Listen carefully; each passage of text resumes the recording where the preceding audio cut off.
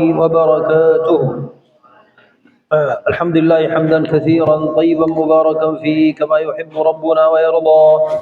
اللهم لك الحمد حتى ترضى، ولك الحمد من بعد الرضا، ولك الحمد أبدا أبدا. ونصلي ونسلم على سيدنا وقائدنا وقدوتنا وأستاذنا رسول الله صلى الله تعالى عليه وسلم. ثم ما بعد، أيها الأحبة الفضلاء، هذا مفتتح المجلس الثاني من مجالس إقراء كتاب الشمائل المحمدية للإمام الترمذي عليه رحمة الله. أسأل الله عز وجل أن ينفعنا بما فيه من علم وتوجيه وأدب وخلق، ويجعلنا وإياكم ممن تخلق بخلق رسول الله صلى الله عليه وسلم، اللهم آمين. قال الإمام الترمذي عليه رحمة الله: قال باب ما جاء في خاتم النبوة. لا قبله. نعم هذا شيخ صحيح هنا. صحيح. قال باب ما جاء في خاتم النبوة. نعم. الخاتم عادة هذا الختم، هذا ختم، خاتم، هذا الخاتم تنشي تقول، لكن المقصود خاتم النبوة الذي كان خلف ظهر النبي صلى الله عليه وسلم، كان خلف ظهره، كان بين كتفيه، بين الكتفين من الوراء. نعم. وبه قال حدثنا أبو رجاء قتيبة بن سعيد قال حدثنا حاتم ابن إسماعيل على الجعد ابن عبد الرحمن قال سمعت السائب ابن يزيد يقول: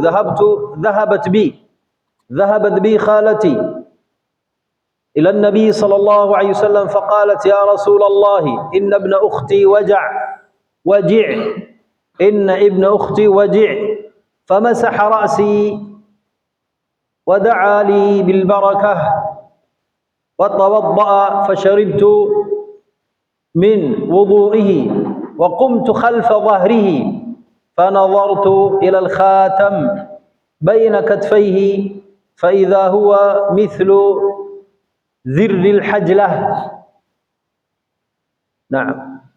نعم شيخ. Baik, bismillah, wassalatu wassalamu ala rasulillahi wa ba'd. Insyaallah pada kesempatan yang berbahagia ini kita akan melanjutkan kajian kita, yaitu kajian kitab Syama'il Muhammadiyah, yaitu karangan Imam At-Tirmidzi. Dan insyaallah pada kesempatan kali ini kita memasuki pertemuan yang kedua, yaitu di bab yang kedua juga, bab maja fi khatamin nubuwah, yaitu bab khatam atau tanda kenabian.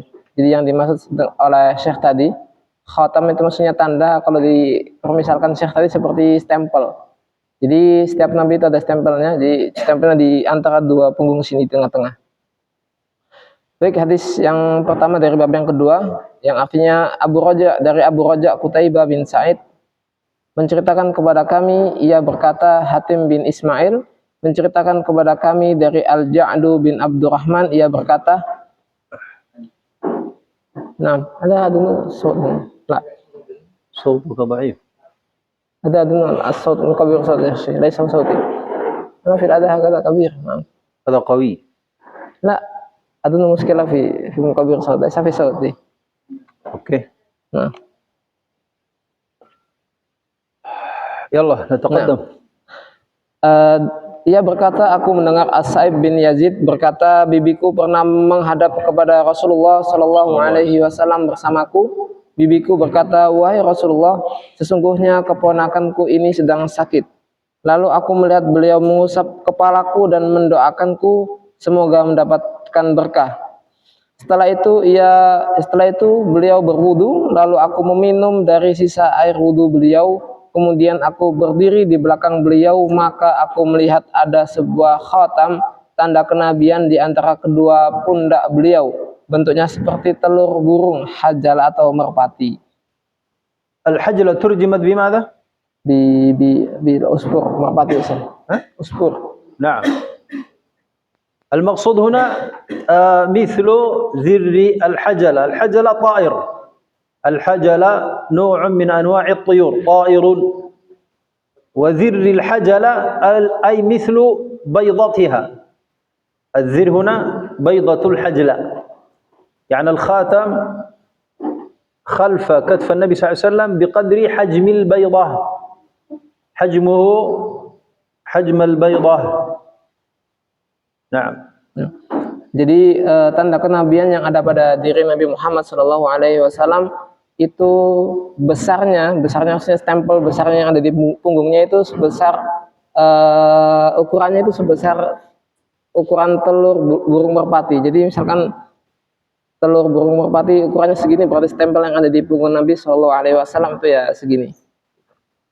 Nah, وفي الحديث فائدة الذهاب بالأطفال إلى الصالحين والعلماء للدعاء لهم بالبركة والشفاء هذا جائز وهو من حسن الظن بالله تعالى وليس شرك وليس ببدعة وإنما هي سنة. نعم. Jadi diperbolehkan bagi seseorang untuk datang kepada seorang ulama bersama anaknya untuk meminta doa, meminta agar didoakan menjadi orang soleh, untuk didoakan apabila dia sakit menjadi sehat, maka itu diperbolehkan dan tidak merupakan sebuah hal yang bid'ah. Karena fil hadis inna ibn ukhti waji' famasaha ra'si wa da'a li bil barakah. Nah, sebagaimana salah satu keponakan yang disebutkan di hadis ini, dan dia datang dengan anaknya, datang kepada Rasulullah Shallallahu Alaihi Wasallam dan dalam keadaan sakit, dan beliau meminta doa agar disembuhkan, meminta doa kepada Nabi. Dan nah, وفيه كذلك جواز مسح رأس الطفل رحمة به. فيه جواز مسح رأس الطفل رحمة به من باب الرحمة. نعم.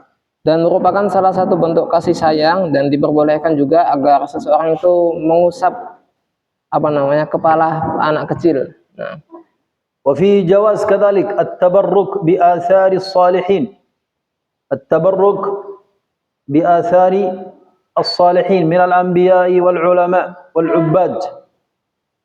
نعم ولا حرج في ذلك. ومن العلماء من قال أن ذلك خاص برسول الله صلى الله عليه وسلم ولكن ليس خاص هذا عام. نعم. Baik, dan diperbolehkan untuk mengambil sebuah keberkahan dari sisa ulama. Maksudnya kayak di sini disebutkan beliau mengambil sisa air wudhu. Jadi Syekh tadi menjelaskan bahwasanya kita boleh mengambil keberkahan dari sisa-sisa apa yang didapat dari ulama, misalkan ya, air wudhunya, kemudian air minumnya dan lain sebagainya. Dan kalau kata Syekh tadi dari ulama, kemudian dari orang-orang soleh, kemudian dari orang-orang ahli ibadah. Meskipun ada beberapa ulama juga yang mengatakan bahwasanya hal ini itu hanya diperkhususkan kepada Nabi Muhammad SAW saja, tapi kata Syekh tadi belum menjelaskan bahwasanya hal ini merupakan sesuatu yang umum. Nah. وبه قال حدثنا سعيد بن يعقوب الطالقاني قال حدثنا أيوب ابن جابر عن سماك بن حرب عن جابر بن سمرة رضي الله عنه قال رأيت الخاتم بين كتفي رسول الله صلى الله عليه وسلم غدة حمراء مثل بيضة الحمامة. نعم. Suaranya jelas ya? Khawat. Enggak jelas. Tadi jauh yang enggak jelas. Ini Darul jauh. Saya pakai ini. أنتم تستخدم هذا يا شيخ؟ لا بس أنا بدونه يكفي صوتي خلاص. لا هذا صوت أبناء القمح. أبناء القمح صوتهم قوي ليس مثل أبناء الأرز. نعم. Dari Sa'id bin Ya'qub At-Talqani menceritakan kepada kami, ia berkata Ayub bin Jabir menceritakan kepada kami dari Sima' bin Harb dari Jabir bin Samurah, ia berkata, aku pernah melihat tanda kenabian yang terletak di antara kedua pundak Rasulullah Shallallahu Alaihi Wasallam, bentuknya seperti sepotong daging berwarna merah seperti telur burung merpati. Al-ghuddah رأيت الخاتم بين كتفي رسول الله صلى الله عليه وسلم غدة حمراء. ماذا ترجمه؟ باللحم. نعم. المقصود باللحم ماذا؟ هنا غدة يعني كأنما الخاتم لحمته متجمعة. نعم، يفهم هذا. ويأتي كذلك كأنهن شعرات مجتمعات، مثل شعرات مجتمعات. المقصود بأن الخاتم دائري مثل بيضة الحمامة وشكله ظاهر من الجسم، وقيل أن لونه أحمر، وقيل أن لونه لا، مثل لونة البشرة، مثل بشرة النبي صلى الله عليه وسلم، ليس بأحمر، سوف يأتي. نعم، مثل بيضة الحمامة، مثل فوق، تشبيه بالبيضة. هناك الحجلة وهنا الحمامة. نعم، حجلة الحجلة كذلك طير، لكن هنا وجود حمامة كذلك يا شيخ. لا، الحجلة من أنواع الطيور. نعم، الحجلة ليس الحمامة، لكن من أنواع الطيور كذلك. Baik, jadi salah satu jadi tanda kenabian Shallallahu Alaihi Wasallam yang terletak di antara kedua pundaknya itu, kalau yang di hadis yang pertama tadi sebutkan seperti telur burung merpati, tapi kalau Syekh mengatakan kalau al-hajala itu bukan burung merpati, kalau al-hamama baru burung merpati. Nah, bentuk tanda kenabian Shallallahu Alaihi Wasallam itu di sini dijelaskan di hadis yang kedua seperti sepotong daging merah. Jadi memang warnanya merah dan bentuknya, ukurannya seperti telur burung merpati dan bentuknya itu kayak kumpulan daging kayak gitu. Nah, Mas. غدة حمراء، قلت لحم حمراء، أليس كذلك؟ نعم، متجمع هذا الشيخ. لكن في رواية مسلم أن لونها ليس أحمر، وإنما لونها مثل لونة البشرة. Baik. Dan kalau di riwayat At-Tirmidzi di sini mengatakan bahwasanya warnanya merah, tapi di riwayat Muslim lainnya mengatakan bahwasanya warna tanda kenabian Shallallahu Alaihi Wasallam itu berwarna seperti warna kulit. نعم. وبه قال حدثنا أبو مصعب المدني قال حدثنا يوسف بن الماجشون عن أبيه عن عاصم بن عمر بن قتادة عن جدته رميثة قالت سمعت رسول الله صلى الله عليه وسلم ولو أشاء أن أقبل الخاتم الذي بين كتفيه من قربه لفعلت. يقول لسعد بن معاذ يوم مات اهتز له عرش الرحمن. Nah. Dari Abu Mus'ab al-Madini menceritakan kepada kami, ia berkata Yusuf bin al-Majishun menceritakan kepada kami dari ayahnya dari Asim bin Umar bin Qatadah dari neneknya Rumaisah. Ia berkata, aku pernah mendengar Rasulullah Shallallahu Alaihi Wasallam, seandainya saja aku mau mencium tanda kenabian yang terletak di antara kedua pundak beliau, tentu dapat aku lakukan karena dekatnya jarak beliau denganku. Bersabda kepada Sa'ad bin Mu'adz pada hari kematiannya, Arsy Rahman bergoncang karena kematiannya. في الحديث لطيفة رواية النساء عن النبي صلى الله عليه وسلم، رواية النساء، وهذا فيه جواز أن تكون المرأة محدثة، بل ويجوز أن تجلس فتدرس وتجيز الرجال. نعم.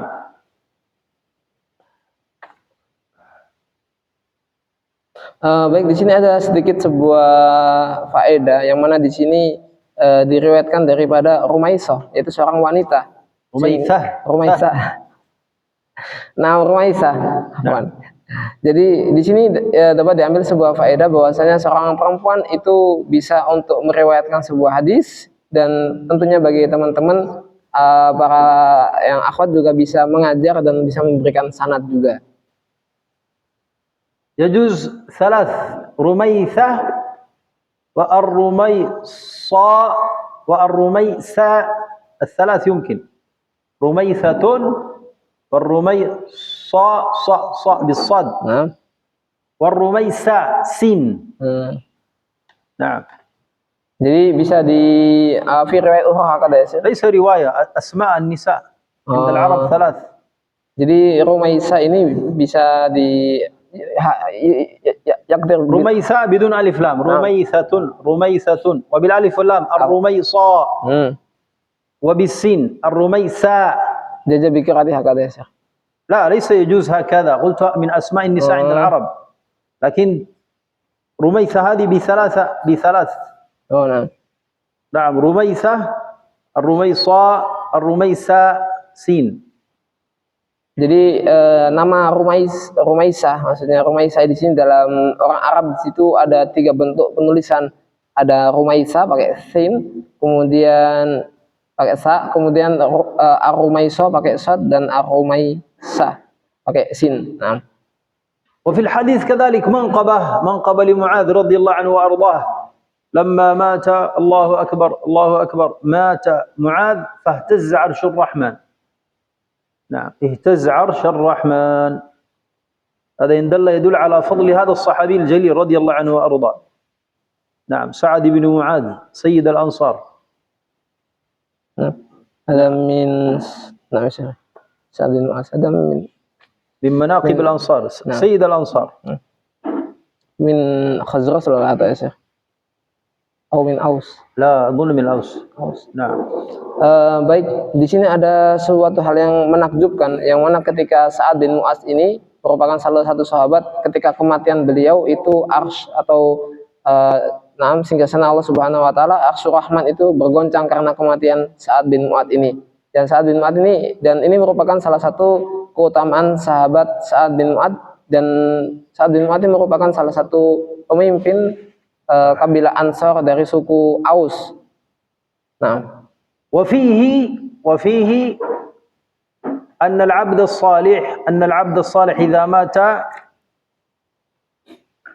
فقده موضع السجود فبكى، وموضع الباب الذي في السماء ترفع أعماله فيبكي. من يبكي؟ موضع السجود هذا يبكي، يفقدك. نعم، موضع السجود يبكي. بابك الذي ترفع الحسنات يوميا إلى السماء عبره يبكي. نعم، هذا يدل على أن الصالح يفقد في الأرض، الصالح يفقد في الأرض. موت الصالح فقد للأرض، فالأرض تبكي. نعم، والسماء تبكي. ما بكت عليهم السماء والأرض، أما قال ربنا هكذا؟ نعم.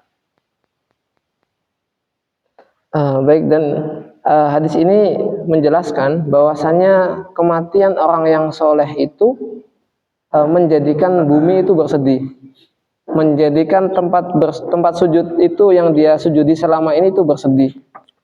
Kemudian langit-langit pun bersedih. Karena apa? Karena pintu kebaikan-kebaikan yang dia diangkat di langit dengan wasilah-wasilah tadi itu merasa kehilangan dari adanya orang-orang saleh itu. Makanya bumi kehilangan dia, kemudian langit yang terkadang amal kebaikannya diangkat kemudian melewati pintu-pintu langit itu karena kehilangannya, maka langit-langit bersedih, bumi pun bersedih, dan tempat sujud yang beliau pernah sujudi dari orang soleh itu juga bersedih atas kehilangan orang-orang soleh. Wabi qala haddatsana Ahmad ibn Abd ad-Dabbi wa Ali ibn Hujr wa ghairu wahid qalu haddatsana Isa ibn Yunus an Umar ibn Abdullah maula Ghufrah قال حدثني إبراهيم بن محمد من ولد علي بن أبي طالب قال كان علي إذا وصف رسول الله صلى الله عليه وسلم فذكر الحديث بطوله وقال بين كتفي خاتم النبوة وهو خاتم النبيين.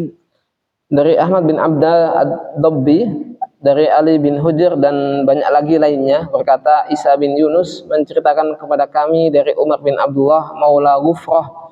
Ia berkata Ibrahim bin Muhammad menceritakan kepadaku dari salah seorang putra Ali bin Abi Thalib radhiyallahu an.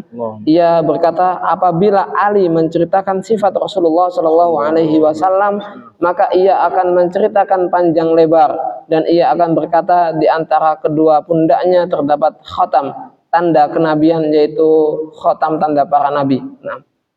وبه قال حدثنا محمد بن بشار قال حدثنا أبو عاصم قال حدثنا عزرة بن ثابت قال حدثني علباء ابن أحمر اليشكري قال حدثني أبو زيد عمرو بن أخطب الأنصاري قال لي رسول الله صلى الله عليه وسلم يا أبا زيد ادن مني فامسح ظهري فمسحت ظهره فوقعت أصابعي على الخاتم قلت وما الخاتم قال شعرات مجتمعات Dari خاتم Muhammad. النبوة. Naam. خاتم النبوة. Ada min alamat ya Syekh. نعم هنا وصف بالشعرات. نعم. Dari Muhammad bin Bashar menceritakan kepada kami, Abu Asim menceritakan kepada kami, Uzra bin Sabit menceritakan kepada kami, ia berkata, Ilba bin Ahmar menceritakan kepadaku, ia berkata, Abu Zaid Amr bin Akhtab Al-Ansari menceritakan kepadaku, ia berkata, Rasulullah Shallallahu Alaihi Wasallam pernah bersabda kepadaku, wahai Abu Zaid, mendekatlah dan usaplah punggungku. Maka aku mengusap punggung beliau seketika jari jemariku menyentuh tanda kenabian. Aku, maksudnya Al-Ilba, bertanya apakah tanda kenabian itu? Abu Zaid menjawab kumpulan bulu-bulu. Jadi ada yang mengatakan tadi kumpulan daging, ada juga yang mengatakan bahwasanya tanda kenabian Nabi itu bentuknya ada bulu yang berkumpul di satu tempat begitu. Fil hadis idnu minni famsah dhahri فيه جواز أن يستعين الرجل برجل آخر يمسح ظهره إذا أصيب بحكة وأن هذا من الجواز وليس فيه حرج.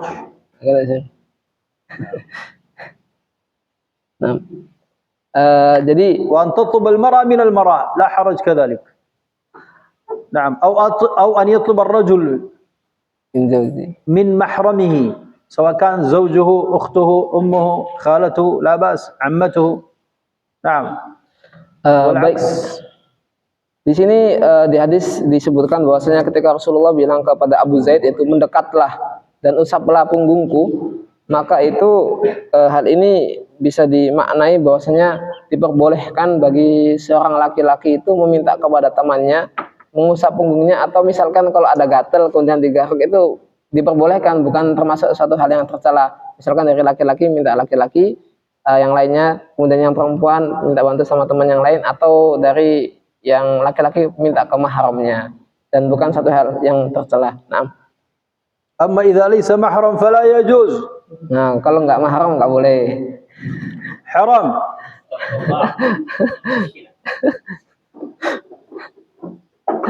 وبه قال حدثنا أبو عمار الحسين بن حريث الخزاعي قال حدثنا علي بن حسين بن واقد قال حدثني أبي قال حدثني عبد الله بن بريدة قال سمعت أبي بريدة يقول جاء سلمان الفارسي إلى رسول الله صلى الله عليه وسلم حين قدم المدينة بمائدة عليها رطب فوضعها بين يدي رسول الله صلى الله عليه وسلم فقال يا سلمان ما هذا؟ فقال صدق عليك وعلى أصحابك.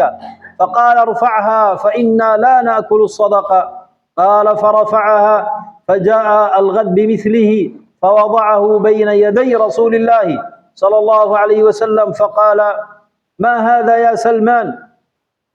فقال هدية لك. فقال رسول الله صلى الله عليه وسلم لأصحابه ابسطوا. ثم نظر إلى الخاتم على ظهر رسول الله صلى الله عليه وسلم فآمن به وكان لليهود فاشتراه رسول الله صلى الله عليه وسلم بكذا وكذا درهما على أن يغرس نخلا فيعمل سلمان فيه حتى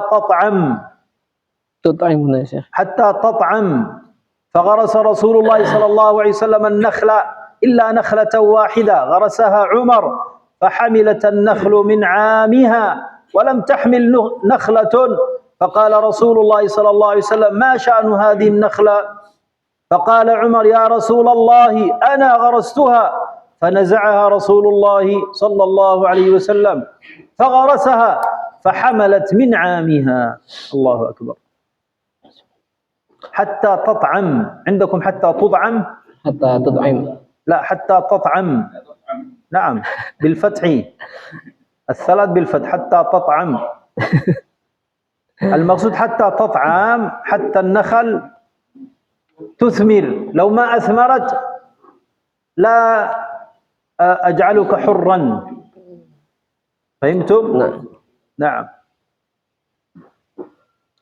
Dari Abu Amr Al-Husain bin Haris Al-Khuzai menceritakan kepada kami, Ali bin Husain bin Waqid menceritakan kepada kami, ayahku menceritakan kepadaku, Abdullah bin Buraidah menceritakan kepadaku, ia berkata, aku mendengar Abu Buraidah berkata, ketika Rasulullah Shallallahu Alaihi Wasallam baru tiba di Madinah, Salman Al-Farisi mendatangi beliau dengan membawa baki berisi kurma, lalu meletakkannya di hadapan beliau.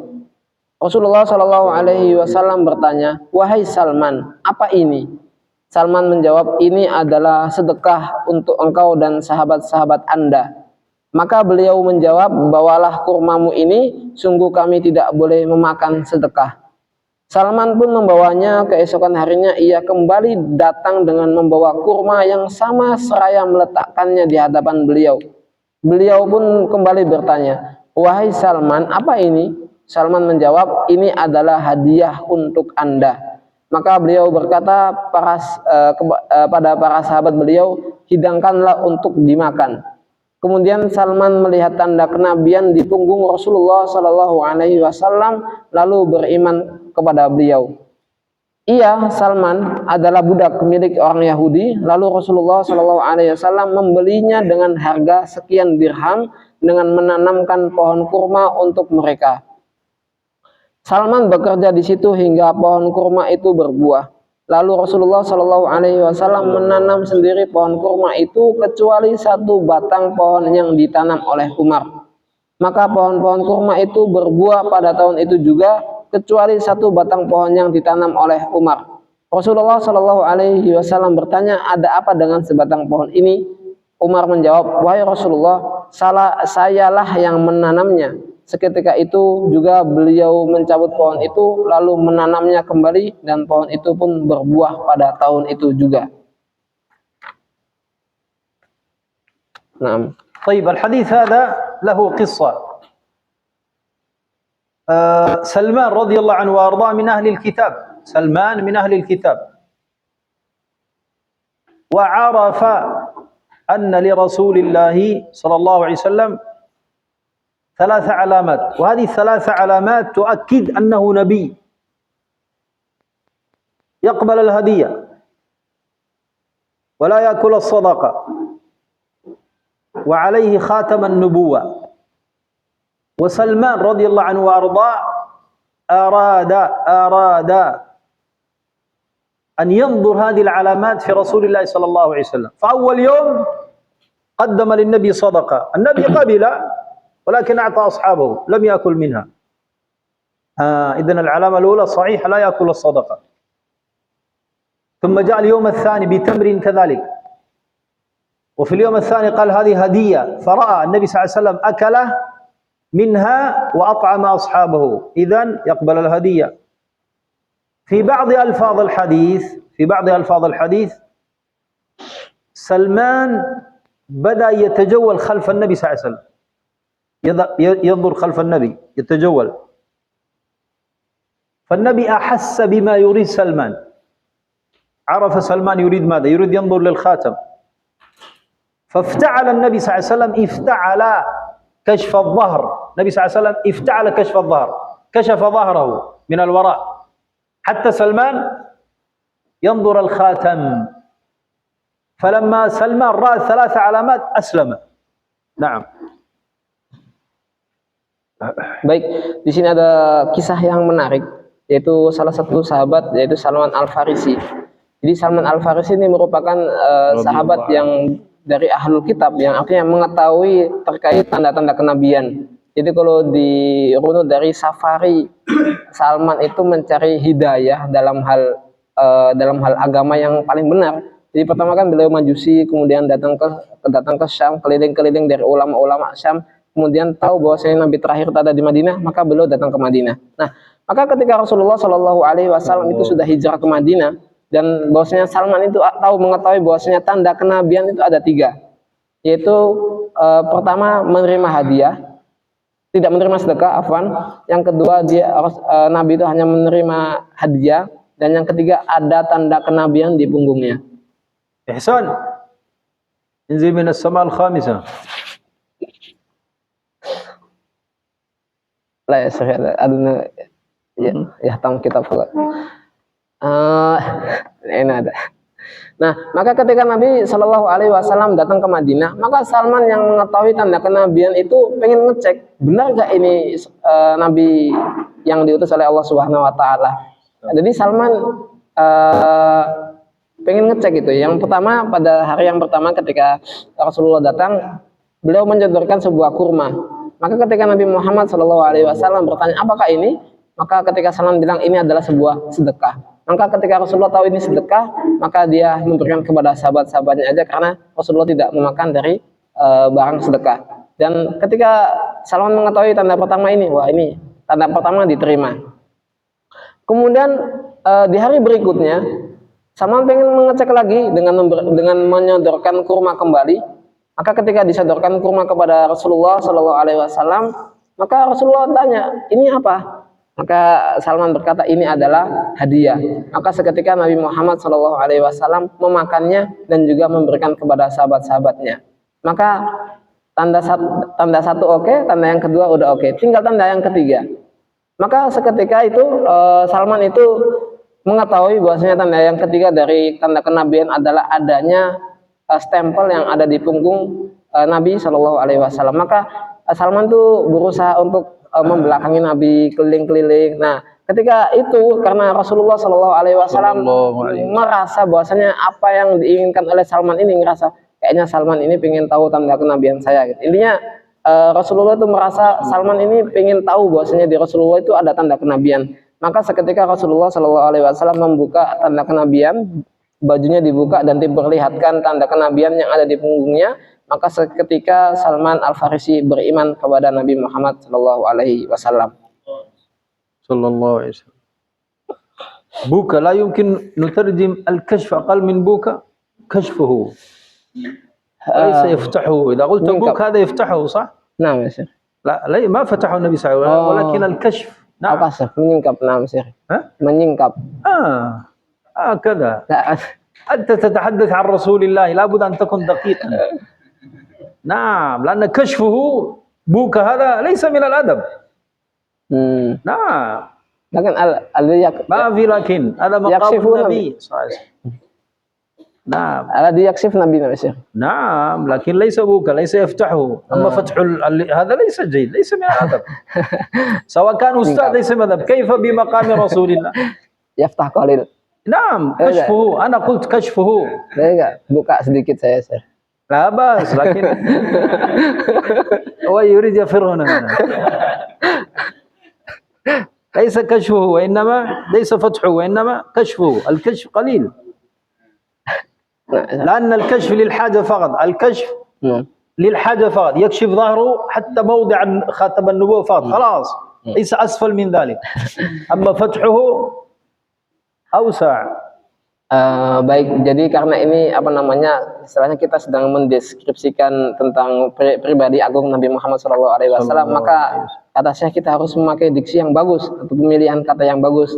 Jadi tadi Syekh bilang kalau misalkan al-kasfu itu diartikan sebagai membuka itu agak kurang tepat. Jadi seakan-akan Nabi Muhammad SAW buka semua bajunya, padahal kan Nabi Muhammad kan hanya menyingkap sedikit daripada badannya untuk memperlihatkan tanda yang ada di punggungnya. Jadi al-kasfu itu lebih dekat kalau diartikan menyingkap sedikit atau membuka sedikit, bukan membuka gitu. Nah, ada ذوق الترجمة في مقام رسول الله صلى الله عليه وسلم. نعم. طيب وفي الحديث الصدقة وأن الصدقة فاضلة والصدقة أفضل في موضعها وهما الفقراء من أهل الصلاح. نعم أن تتصدق هكذا هذا ثواب وفضل، وأن تتصدق وتنظر الفقراء من أهل العبادة الفقراء من أهل الصلاح هذا أبرك أقبل لصدقتك أنفع لهم وأنفع لك أنت كذلك في الثواب. ذلك سلمان تصدق على من؟ على أصحاب رسول الله صلى الله عليه وسلم. نعم. Baik, jadi sedekah itu merupakan suatu amalan yang mulia dan diutamakan sedekah itu kepada fakir miskin, artinya yang membutuhkan, dan itu tentunya lebih utama sebagaimana Salman ini memberikan sedekahnya kepada sahabat-sahabat Nabi Muhammad Shallallahu Alaihi Wasallam. وفي الحديث كذلك معجزة لرسول الله صلى الله عليه وسلم. النبي صلى الله عليه وسلم غرس النخل، كل نخلة غرسها رسول الله أثمرت، نخلة أثمرت، نخلة أثمرت، لأن اليهودي اشترط على سلمان أن يغرس النخل وأن تطعم كلها، تطعم بمعنى كلها تثمر، شرط واحدة لا تثمر لا أتركك، لا أجعلك حرا، إلا النخلة التي غرسها عمر، غرسها عمر ما أثمرت، نفس النخلة ما أثمرت، جاء رسول الله صلى الله عليه وسلم ونزعها وغرسها مرة أخرى نفس النخلة فأثمرت.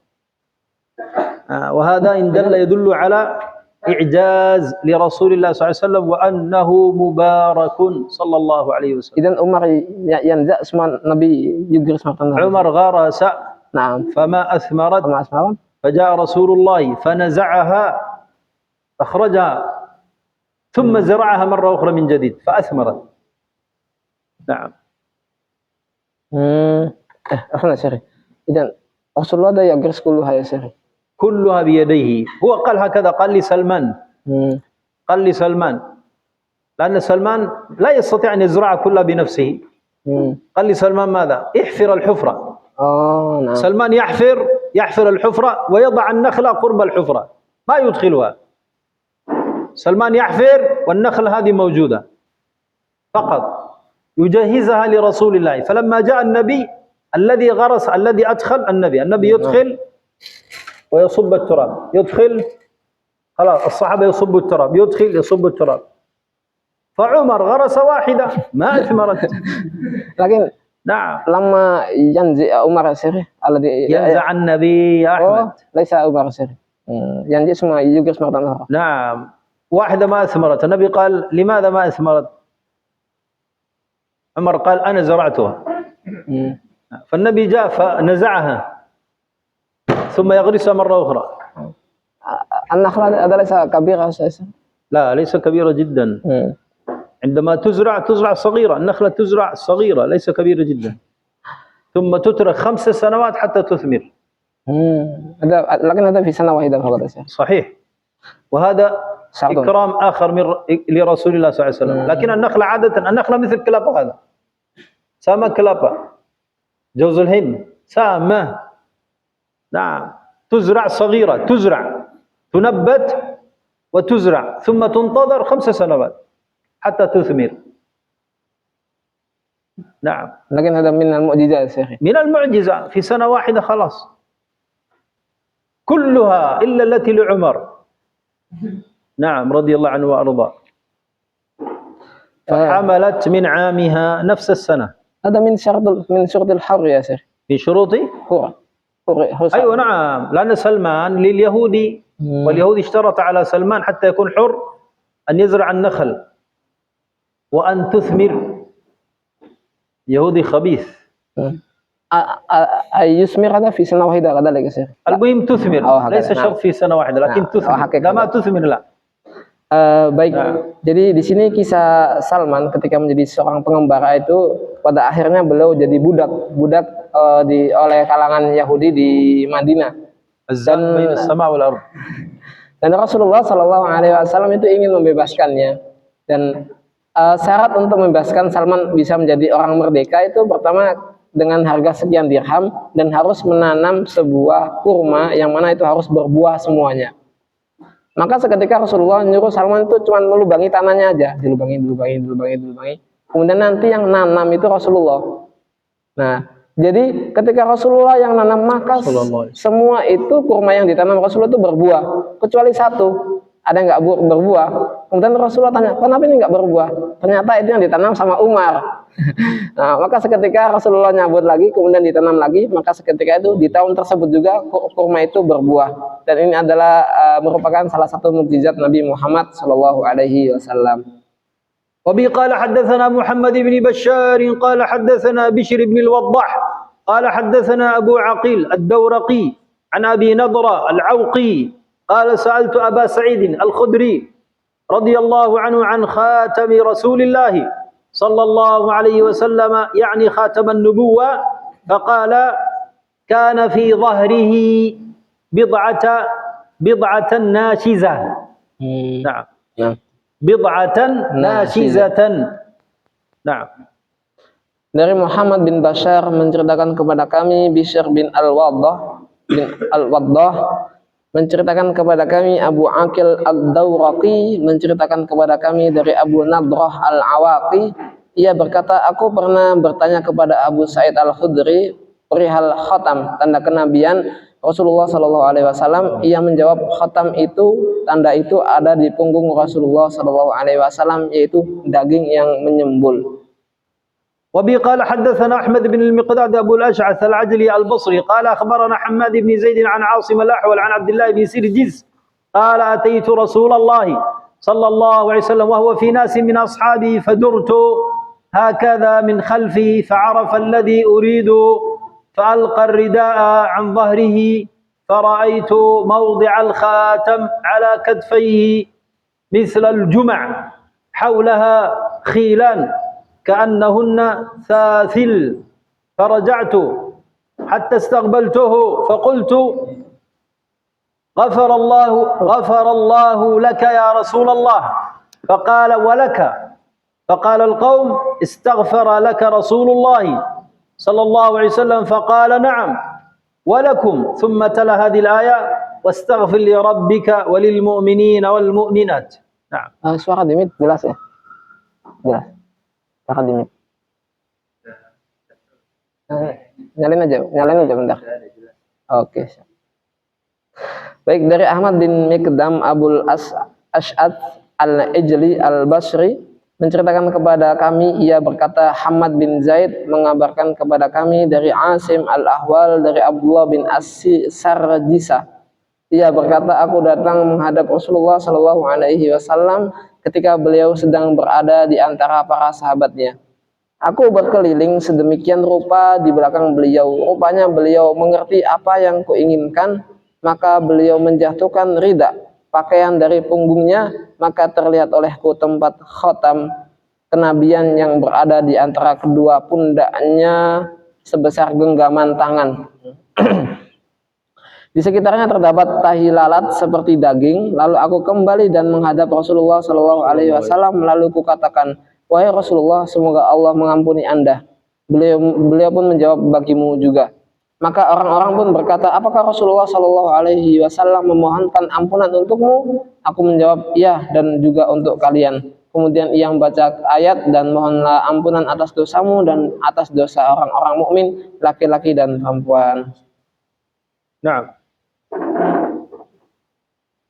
الجمع ماذا قال؟ لا زي شيخي. الجمع مثل الجمع ماذا قال؟ الله. الجمع ada yang aswad sih. Hah? Tahi lalat ya Syekh. La adri lau. مثل نقطة صغيرة يا شيخي. لا ليس الجمع هذه الخيلان. ليس الجمع لا معنى آخر. الخيلان هي التي تقول السوداء هذه. أو مثل الجمع هكذا يا شيخي. نعم الجمع بضم الجيم مثل جمع الكف. طيب الخيلان ماذا؟ ما المقصود بالخيلان؟ ماذا قال عندك؟ خيلان. tahi lalat ya Syekh. لا أدري ما تقول في العربية هذا. tahi lalat. مثل نقطة صغيرة هكذا. سوداء. نعم نقطة سوداء. صحيح. نعم كأنهن ثاليل ماذا قال؟ لحم يا شيخ. ثاليل لحم؟ نعم. لا كأنها ثاليل مصابيح. مصابيح جمع ثولول وهو خراج صغير كالعصفور. خراج صغير كالحمصة. لا أدري. المقصود ماذا طيب حتى نفهم هذا؟ ما المقصود؟ ما المقصود؟ Salil di situ artinya apa? ما المقصود؟ Salil. Ka'anna. Kalau ka'anna, kalau fikum ka'annahunna. كأنهن. المقصود ماذا؟ الخاتم خلف كتف النبي صلى الله عليه وسلم على حجم البيضاء، عليه شعرات 3. نعم. في رأسه نحن نسميه نخلة السوداء. هذه السوداء نخلة. العرب أكثرهم يقولون نخلة. نعم نخلة يقولون نخلة، وهي عبارة عن لحمة سوداء متجمعة. ويعتقد الكثير أنها من علامات البركة للرجل أو للمرأة. لو كانت في هذا الرجل وكان من أهل العبادة يعتقدون أن هذا الرجل مبارك. نعم، لأنها من علامة الخير، من علامة الخير. لا أدري النخلة تسمونها ماذا أنتم؟ في واحد عنده موجود؟ النخلة من علامات الخير يا سيدي. نعم حقا. Ada yang lihat. في اعتقاد العرب، لأنها في رسول الله صلى الله عليه وسلم. موجودة أو لا؟ Ada yang ada tahi lalat. أين؟ Ada sulhi kalau saya. Mana sih? أين؟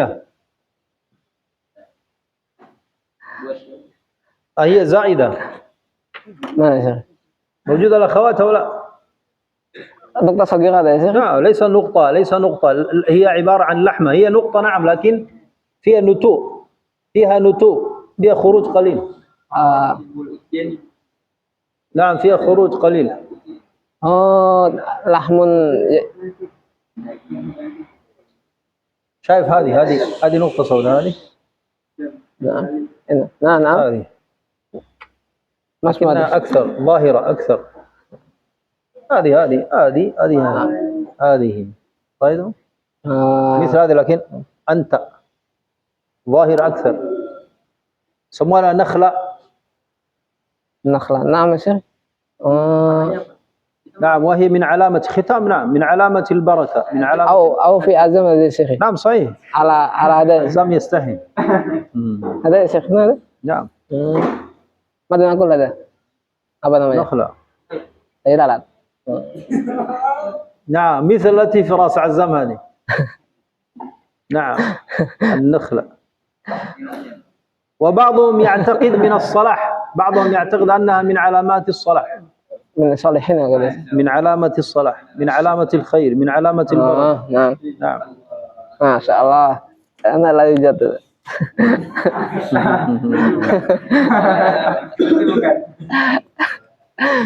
Ya akhwat, jangan mati. Fil wara. Jangan mati, hidup. Ila mati salatul janazah mubashara. Ya Allah. نعم يا الله يستيقظ هدوب هكذا. بعض الأخوات خلاص ذهبت إلى السماء. باب ما جاء في شعر رسول الله صلى الله عليه وسلم. نعم حقا تفضل. أظنك خلاص. والجمع هذا إذن في رواية مثل الجمع قال مثل الكف، ليس هو مثل الكف، لكن ليس المقصود الكف هذا. لكن لما تجمع الكف وتتركه، لو أنا عملت في جسمك هكذا ثم تركت، يصير في لحم ما زال متجمع صح؟ هذا الأثر هذا أحمق هذا يصير. نعم. التجمع للحم هذا مثله، هذا المقصود من باب التشبيه. قال مثل الجمع صح؟ نعم. ليس الجمع هكذا لكن جمع هكذا. الأثر لو أنا فعلت بقوة ثم تركت سوف يكون اللحم تجمع. تجمعه فوقه نخلة، الخاتم هكذا. النخلة هذه التي قلت لعزام هذه تجمع ثم فوقه هذه السوداء. نعم وحولها 3 شعرات. هذا الخاتم هكذا ثلاث شعرات يا شيخ. نعم 3 شعرات. عادة النخلة فوقها شعرة في العادة، عادة. لكن النخلة كثيرة أو قليلة؟ واحدة فقط. واحدة فقط. فوقه نخلة واحدة. ثم هناك 3 شعرات. 3 شعرات. Jadi baik. Jadi sedikit mendeskripsikan dari hadis yang ke-23 bahwasanya tanda kenabian Shallallahu Alaihi Wasallam itu pertama ukurannya seperti telur merpati tadi ya. Kemudian di sini sebesar genggaman tangan. Maksudnya itu bukan genggaman tangan ukurannya, tapi kalau seakan-akan kalau misalkan kita genggam sesuatu pasti ada bekas merahnya. Nah bentuknya kayak itu, ada kemerah-merahan gitu. Maksudnya tandanya, bukan kapalan. Ya.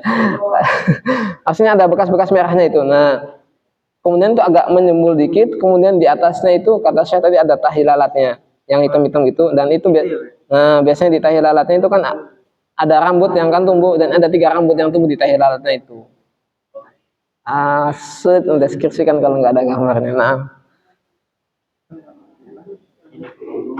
Dan dan kemudian yang disampaikan saya tadi biasanya kalau kalau orang ada tahi lalatnya itu kata saya itu merupakan tanda kebaikan. Kenapa? Karena Rasulullah juga ada tahi lalatnya.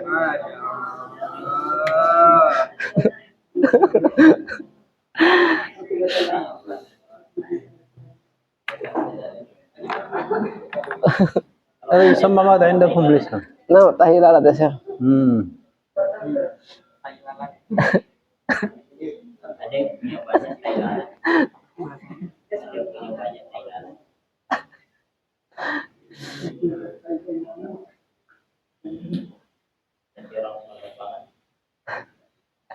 المقصود هكذا حجمه حجم الخاتم مثل البيضة.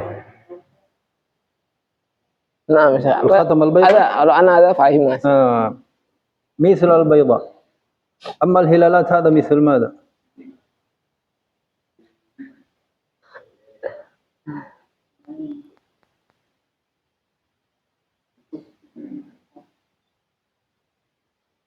الخلان هكذا، لكن هذه كبيرة مكبرة ada khilal ya Syekh? واحدة، ليس كثير هكذا، لا واحدة فقط. على دي صغيرة يا Syekh. لكن هذا أظن من المرض يا Syekh. لا لا لا لا لا ليس من المرض، هذا فقط ربما الكاميرا. هذا كبير يا Syekh. كبير نعم بالكاميرا، لكن شكلها كما يقول هذا هكذا، ولكن ليس على سوداء، واحدة فقط، واحدة. فهمنا يا Syekh. نقول tahi lalat ada alas. tahi lalat مفهوم ها؟ نعم. لكن tahi lalat لا يترجم في إندونيسيا هذا مثل براز الذباب يا Syekh. لا يترجم هكذا. نعم لا يترجم هكذا في حق النبوة. نعم لابد تبحث الترجمة المناسبة. نعم يا Syekh. نعم أيوة لابد تبحث الترجمة المناسبة.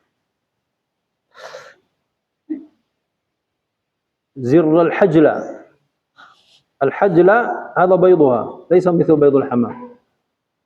نعم يا Syekh. الحجلة خلاف الحمام. Jadi hajlah itu ternyata kayak telurnya burung puyuh. Nah, ya. Nah, kalau ditambahkan sama saya tadi antara telur burung puyuh atau telur burung merpati. Babu ma jaa fi sya'ri Rasulillah sallallahu alaihi wasallam. وبه قال حدثنا علي بن حجر قال أخبرنا إسماعيل بن إبراهيم عن حميد عن أنس بن مالك قال كان شعر رسول الله صلى الله عليه وسلم إلى نصف أذنيه. Nah. Baik, kita lanjut di bab yang ketiga, yaitu babu maja fi sya'ri Rasulullah sallallahu alaihi wasallam, yaitu bab rambut Rasulullah sallallahu alaihi wasallam. Baik, dari Ali bin Hujr menceritakan kepada kami, ia berkata Ismail bin Ibrahim mengabarkan kepada kami dari Humaid dari Anas bin Malik, ia berkata rambut Rasulullah sallallahu alaihi wasallam mencapai pertengahan kedua telinganya. Wabi qala haddatsana Hannad bin Sirri قال أخبرنا عبد الرحمن بن أبي الزناد عن هشام بن عروة عن أبيه عن عائشة رضي الله عنها قالت كنت أغتسل أنا ورسول الله صلى الله عليه وسلم من إناء واحد وكان له شعر فوق الجمة ودون الوفرة. Nah. Dari Hanan bin As-Sari menceritakan kepada kami, ia berkata, Abdurrahman bin Abi Az-Zanat mengabarkan kami dari Hisam bin Urwah dari ayahnya dari Aisyah, ia berkata, aku pernah mandi bersama Rasulullah Shallallahu Alaihi Wasallam dari satu wadah air. Beliau memiliki rambut di atas bahu dan di bawah cuping telinga. واضح أليس كذلك؟ إذن النبي صلى الله عليه وسلم شعره كان كث صلى الله عليه وسلم. كث كثير. كث طويل كده يا شيخ. نعم طويل. وبه قال حدثنا أحمد بن منيع قال حدثنا أبو قطن قال حدثنا شعبة عن أبي إسحاق عن البراء بن عازب رضي الله عنه قال كان رسول الله صلى الله عليه وسلم مربوعا بعيد ما بين المنكبين وكانت جمته تضرب شحمة أذنيه. شحمة هذا هنا. نعم شحمة أذن تحت يعني شعره إلى هنا. إلى هنا. Baik, dari Ahmad bin Mani' menceritakan kepada kami dari Abu Qatan menceritakan kepada kami, ia berkata, Syu'bah menceritakan kepada kami dari Abu Ishaq dari Al-Bara' bin Azib, ia berkata Rasulullah Shallallahu Alaihi Wasallam adalah seorang yang berpostur sedang, kedua pundaknya lebar, sedangkan rambutnya menyentuh kedua cuping telinganya. Nah. وبه قال حدثنا محمد بن بشار قال حدثنا وهب بن جرير بن حازم قال حدثني أبي عن قتادة قال قلت لأنس رضي الله عنهم كيف كان شعر رسول الله صلى الله عليه وسلم قال لم يكن بالجعد ولا بالصبط كان يبلغ شعره شحمة أذنيه. هنا شحمة يا شيخ. شحمة أذنيه. نعم. Dari Muhammad bin Bashar menceritakan kepada kami, ia berkata, Wahab bin Jarir bin Hazim menceritakan kepada kami, ia berkata, ayahku menceritakan kepadaku dari Qatadah, ia berkata, aku pernah bertanya kepada Anas bin Malik, bagaimanakah rambut Rasulullah Shallallahu Alaihi Wasallam? Ia menjawab, rambut Rasulullah Shallallahu Alaihi Wasallam tidak terlalu keriting, tidak pula lurus kaku, rambut beliau mencapai kedua cuping telinga. بالجعد ماذا قال؟ بالجعد هذا ليس منحن. نعم ليس منحن ولا ليس منحن جدا وليس مستقيم جدا يا شيخ. بالصبت. الصبت ماذا ترجمه؟ نعم مستقيم ثم جمعت يا شيخ. ماذا نقول هذا؟ جعد مجمع. نعم نعم يا أخوات بسم الله بسم الله بسم الله. نعم صلحي أستغفر الله.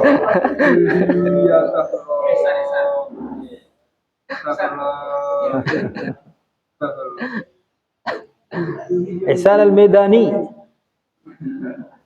وبي قال حدثنا محمد بن يحيى بن أبي عمرو المكي ابن أبي عمر عفوا ابن أبي عمر المكي قال حدثنا سفيان ابن عيينة عن ابن أبي نجيح عن مجاهد عن أم هاني بنت أبي طالب رضي الله عنها قالت قدم رسول الله صلى الله عليه وسلم مكة قدمة وله 4 غدائر. نعم. Dari Muhammad bin Yahya bin Abi Umar al-Makki menceritakan kepada kami, Sufyan bin Uyainah menceritakan kepada kami dari Ibnu Abi Najih dari Mujahid dari Ummu Hani binti Abi Thalib, ia berkata Rasulullah Shallallahu Alaihi Wasallam pernah datang ke Mekah dan beliau memiliki 4 kepangan rambut. نعم هنا قدم رسول الله صلى الله عليه وسلم مكة قدمة المقصود به قدومه لعام الفتح. قدومه لعام الفتح. نعم لا يوم الفتح مكة. فتح مكة صحيح. نعم. نعم ثم وله 4 غدائر. 4 غدائر. هذا جواز أن يضفر الرجل شعره. يضفره يجعل الشعر ضفيرا غدائر. نعم 4 غدائر مثل غدائر النساء. ولكن في العادة فعله رسول الله صلى الله عليه وسلم في السفر. فعله في السفر لكن النبي صلى الله عليه وسلم مع الغدائر صاحب العمامة وصاحب اللحية، فلا تشبه صورته صورة النساء. نعم، ليس مثل أن يضفر أحدهم وليس له لحية حنكه مثل حنك النساء، ما في شيء. نعم نعم، مثل حنك النساء، وربما ذهب ففعل أشياء مثل النساء، فلا يفرغ من المرأة. لا، من أراد أن يأتي بالسنن يأتي بها كاملة، ليس أن يأخذ ما يشتهي. الغدار يجوز، الغدار يجوز، نعم الغدار يجوز، سنة، واللحية سنة، والعمامة سنة، افعل، تفضل. فهمتم؟ نعم. نعم، لأن هنا موجود من يعمل الغدائر ولكن ليس له لحية، فمصيبة. نعم، واستغفر الله. Baik, di sini ada kata qadima Rasulullah Shallallahu Alaihi Wasallam Makkah qadamatan. Maksudnya qadamatan ini datang ke Mekah dalam rangka yang Fathu Mekah itu. Nah, kemudian walahu arba'u ghadair, yaitu Rasulullah Shallallahu Alaihi Wasallam memiliki 4 kepangan rambut. Dan ini dilakukan Rasulullah Shallallahu Alaihi Wasallam ketika bersafar. Maka diperbolehkan bagi seorang laki-laki untuk mengepang rambutnya. Tapi tentunya sebagaimana disampaikan Syekh tadi, bahwasanya ketika kita ingin memperlihatkan sebuah sunnah pada diri kita, atau ingin menampakkan sunnah, atau ingin menjalankan sunnah pada diri kita, maka kerjakanlah sunnah tersebut secara sempurna. Misalkan tadi Rasulullah SAW memiliki 4 kepangan, dalam arti Rasulullah itu mengepang rambutnya jadi 4. Tapi di sisi lain itu Rasulullah itu juga berjenggot, kemudian pakai sorban juga. Jadi kalau memang kalian teman-teman mau mengepang rambut, ya pakai sorban dan panjangkan janggutnya. Karena jangan sampai hanya melakukan salah satu sunnah saja, seperti hanya mengepang rambutnya aja, kemudian nggak ada janggutnya, kemudian hal tersebut itu malahan bisa menjadikan dirinya itu seperti seorang wanita. Nah, limadha al-ghadair fi safar? Limadha? Soal. Kenapa Rasulullah Shallallahu Alaihi Wasallam melakukan mengepang rambutnya di dalam perjalanannya, dalam safarnya? Limadha? Kenapa?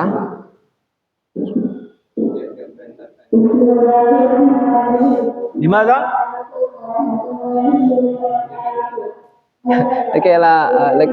Liyakuna murattab ya Syekh. Li'alla yamasuhul gubar.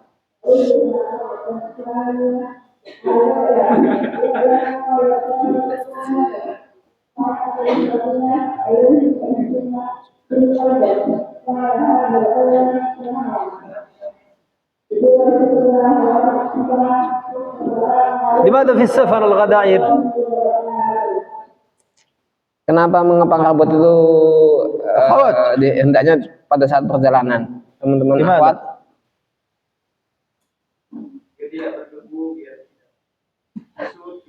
Masya Allah. Sahih, naam. Masya Allah. Kama qal. نعم، لأن في السفر إذا جعلته غدائر لا يحتاج أن يغسل في وقت قريب، يأخذ وقت حتى تغسله. نعم، هذا من حسن تدبير رسول الله صلى الله عليه وسلم. نعم، بين لهم. Baik, kenapa harus dikepang? Karena biar tidak sesekali kena kotoran kemudian dibersihkan. Jadi kalau aneh kata rambut itu dikepang, maka dia kan lebih menjaga daripada kotoran atau debu-debu yang akan datang ke rambutnya. Jadi sekali-kala, tentunya dalam safar itu tentunya butuh waktu lama dan tentunya banyak debu-debu yang ada di sana, sehingga kalau dikepang itu lebih menghindarkan dari kotoran debu yang akan menempel di kepala. Dan juga gak sekali-kali, terkadang harus disampuin setiap waktu. Nah, wa qadiman al-ma' laysa mutawaffira mithla al-an. Sahra, ma fi ma'. Dan tentunya dahulu itu air tidak melimpah seperti hari ini. Apalagi di zaman Nabi dulu, medannya semua itu padang pasir yang tandus. Wa bi qala haddatsana Suwaid bin Nasr qala haddatsana Abdullah bin al-Mubarak an Ma'mar an Thabit al-Bunani an Anas radhiyallahu anhu anna sya'ra Rasulillah sallallahu alaihi wasallam kana ila ansafi udhnayhi. Dari Suwaid bin Nasr Nasr menceritakan kepada kami, ia berkata Abdullah bin Al-Mubarak menceritakan kepada kami dari Ma'mar dari Sabit Al-Bunani dari Anas bahwasanya rambut Rasulullah Shallallahu Alaihi Wasallam mencapai pertengahan kedua telinga beliau. وبه قال حدثنا سويد بن نصر قال حدثنا عبد الله بن المبارك عن يونس بن يزيد عن الزهري قال حدثنا عبيد الله بن عبد الله بن عتبة عن ابن عباس رضي الله عنهم أن رسول الله صلى الله عليه وسلم كان يسدل شعره وكان المشركون يفرقون رؤوسهم وكان أهل الكتاب يسدلون رؤوسهم وكان يحب موافقة أهل الكتاب فيما لم يؤمر فيه بشيء ثم فرق رسول الله صلى الله عليه وسلم رأسه. Nah.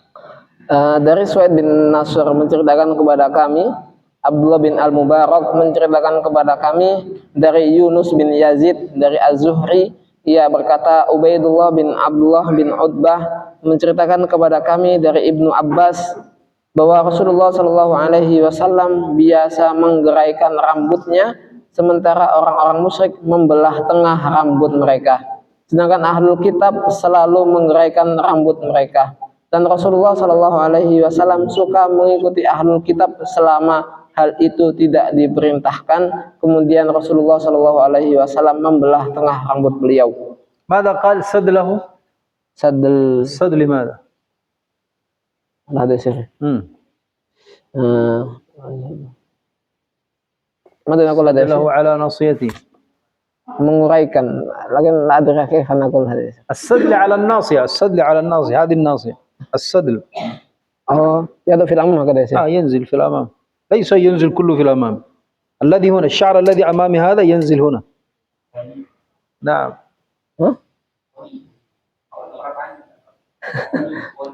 أي يترك شعر ناصيته على جبهته، هذه الجبهة. وشعره هنا يطول. شعره يطول هنا. يطول في الأمام هكذا يا شيخ. يطول في الأمام لكن ليس جدا. نعم. نعم.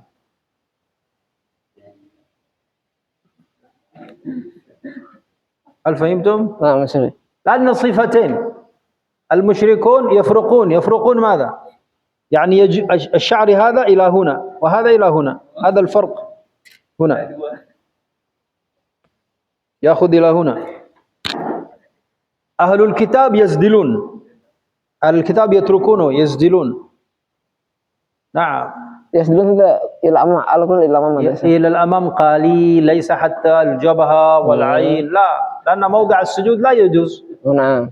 لا تقول يجوز، لا، إذا موضع السجود ينزل إلى هنا هذا منهي عنه، لا بد تقطعه، لكن ينزل قليل هنا لا بأس. عندما تسجد لا يؤثر، ليس كل مرة تسجد تقوم تسجد لا يجوز. نعم. يا betul aja. Cukur apa? Nah, cukur. Nah, cukur rambut. Nah, ليس cukur waktu salat. اقطع. نعم. ترجم. Fokus ya Ahmad.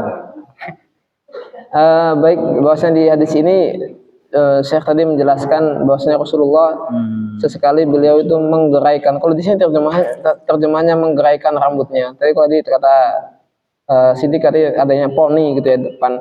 Tapi intinya ada rambut di depan yang sedikit yang digeraikan oleh Rasulullah Shallallahu Alaihi Wasallam gitu.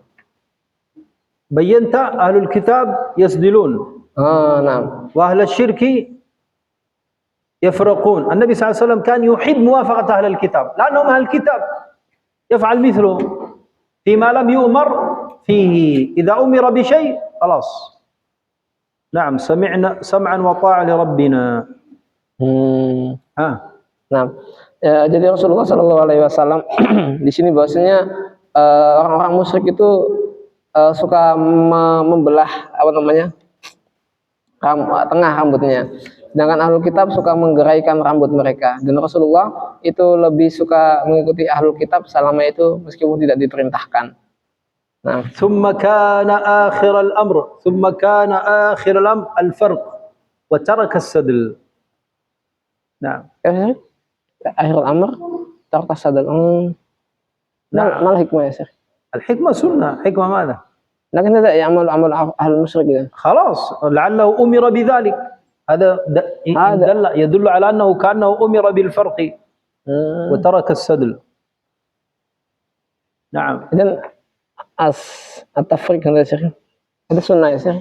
تفريق أين؟ تفريق شعر سنة أول، الآن لا. سنة يا شيخ. نعم سنة، لكن ما قصدك بالتفريق؟ ليس أن تربيه مثل النساء، لكن إذا جاء في وجهك إلى هنا خلاص، ليس تسدله. أهل الكتاب يسدلون، المشركون يفرقون، ثم سدل النبي صلى الله عليه وسلم، ثم آخر شيء فرق شعره صلى الله عليه وسلم. Oke. Jadi di awal tadi Rasulullah itu lebih menggeraikan rambutnya atau lebih mencontohkan rambutnya ada poninya gitu ya. Kemudian pada akhirnya Rasulullah SAW lebih membelah tengah rambut beliau. Nah, Syekh.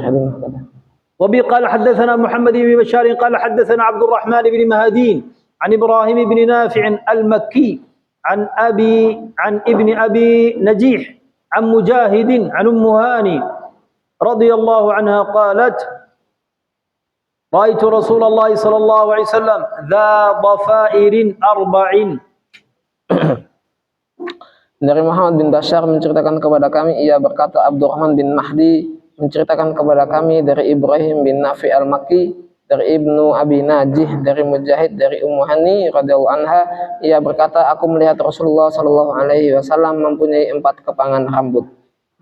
Qala At-Tirmidzi alaihi rahmatullah, bab ma jaa fi tarajjuli Rasulillah sallallahu alaihi wasallam. At-tarajjul at-tasrih. At-tarajjul at-tasrih. بعض الناس يظن أنه من الزهد لا يسرح شعره نهائيا، موجود. نعم 10 سنوات ما مس شعره مشط، لا يمتشط ظن ذلك أن من الزهد، وأزهد الناس رسول الله صلى الله عليه وسلم. قال حدثنا إسحاق بن موسى الأنصاري قال حدثنا معن بن عيسى قال حدثنا مالك بن أنس عن هشام بن عروة عن أبيه عن عائشة رضي الله عنها قالت كنت أرجل رأس رسول الله صلى الله عليه وسلم وأنا حائض. المقدمة لا تنسى، كثير من الناس لا يرجل، نعم، يظن أن ذلك الزهد، وهذا ليس من الزهد. نعم فهمتم؟ Nah, Syekh. Baik, kita sampai di bab yang keempat, yaitu babu maja fi tarajjuli Rasulullah sallallahu alaihi wasallam, yaitu bab cara bersisir Rasulullah sallallahu alaihi wasallam, dan ini merupakan salah satu kesunahan, dan biasanya ada orang-orang yang zuhud itu berkata bahwa melakukan tidak menyisir rambutnya. Banyak orang-orang zuhud itu tidak menyisir rambutnya, jadi 10 tahun rambutnya nggak pernah disentuh, agar itulah yang mereka definisikan sebagai zuhud. Padahal siapakah orang yang lebih zuhud dari Nabi Muhammad sallallahu alaihi wasallam? Wa hadha fihi min al-mulataf fi bait an-nabi sallallahu alaihi wasallam. Ada fi al-hadith dalil ala lutf an-nabi fi baitihi wa annahu yajlis wa Aisyah hiya allati turajjil sha'rahu. Hadha min al-wudd bain az-zawjayn. Dalam taqdim al-hadis ya Syekh. لم تنتهي؟ لا ما يصير. أظن خلاص. لماذا تسكت؟ لأن واصل إلى الحديث. لأنك سكت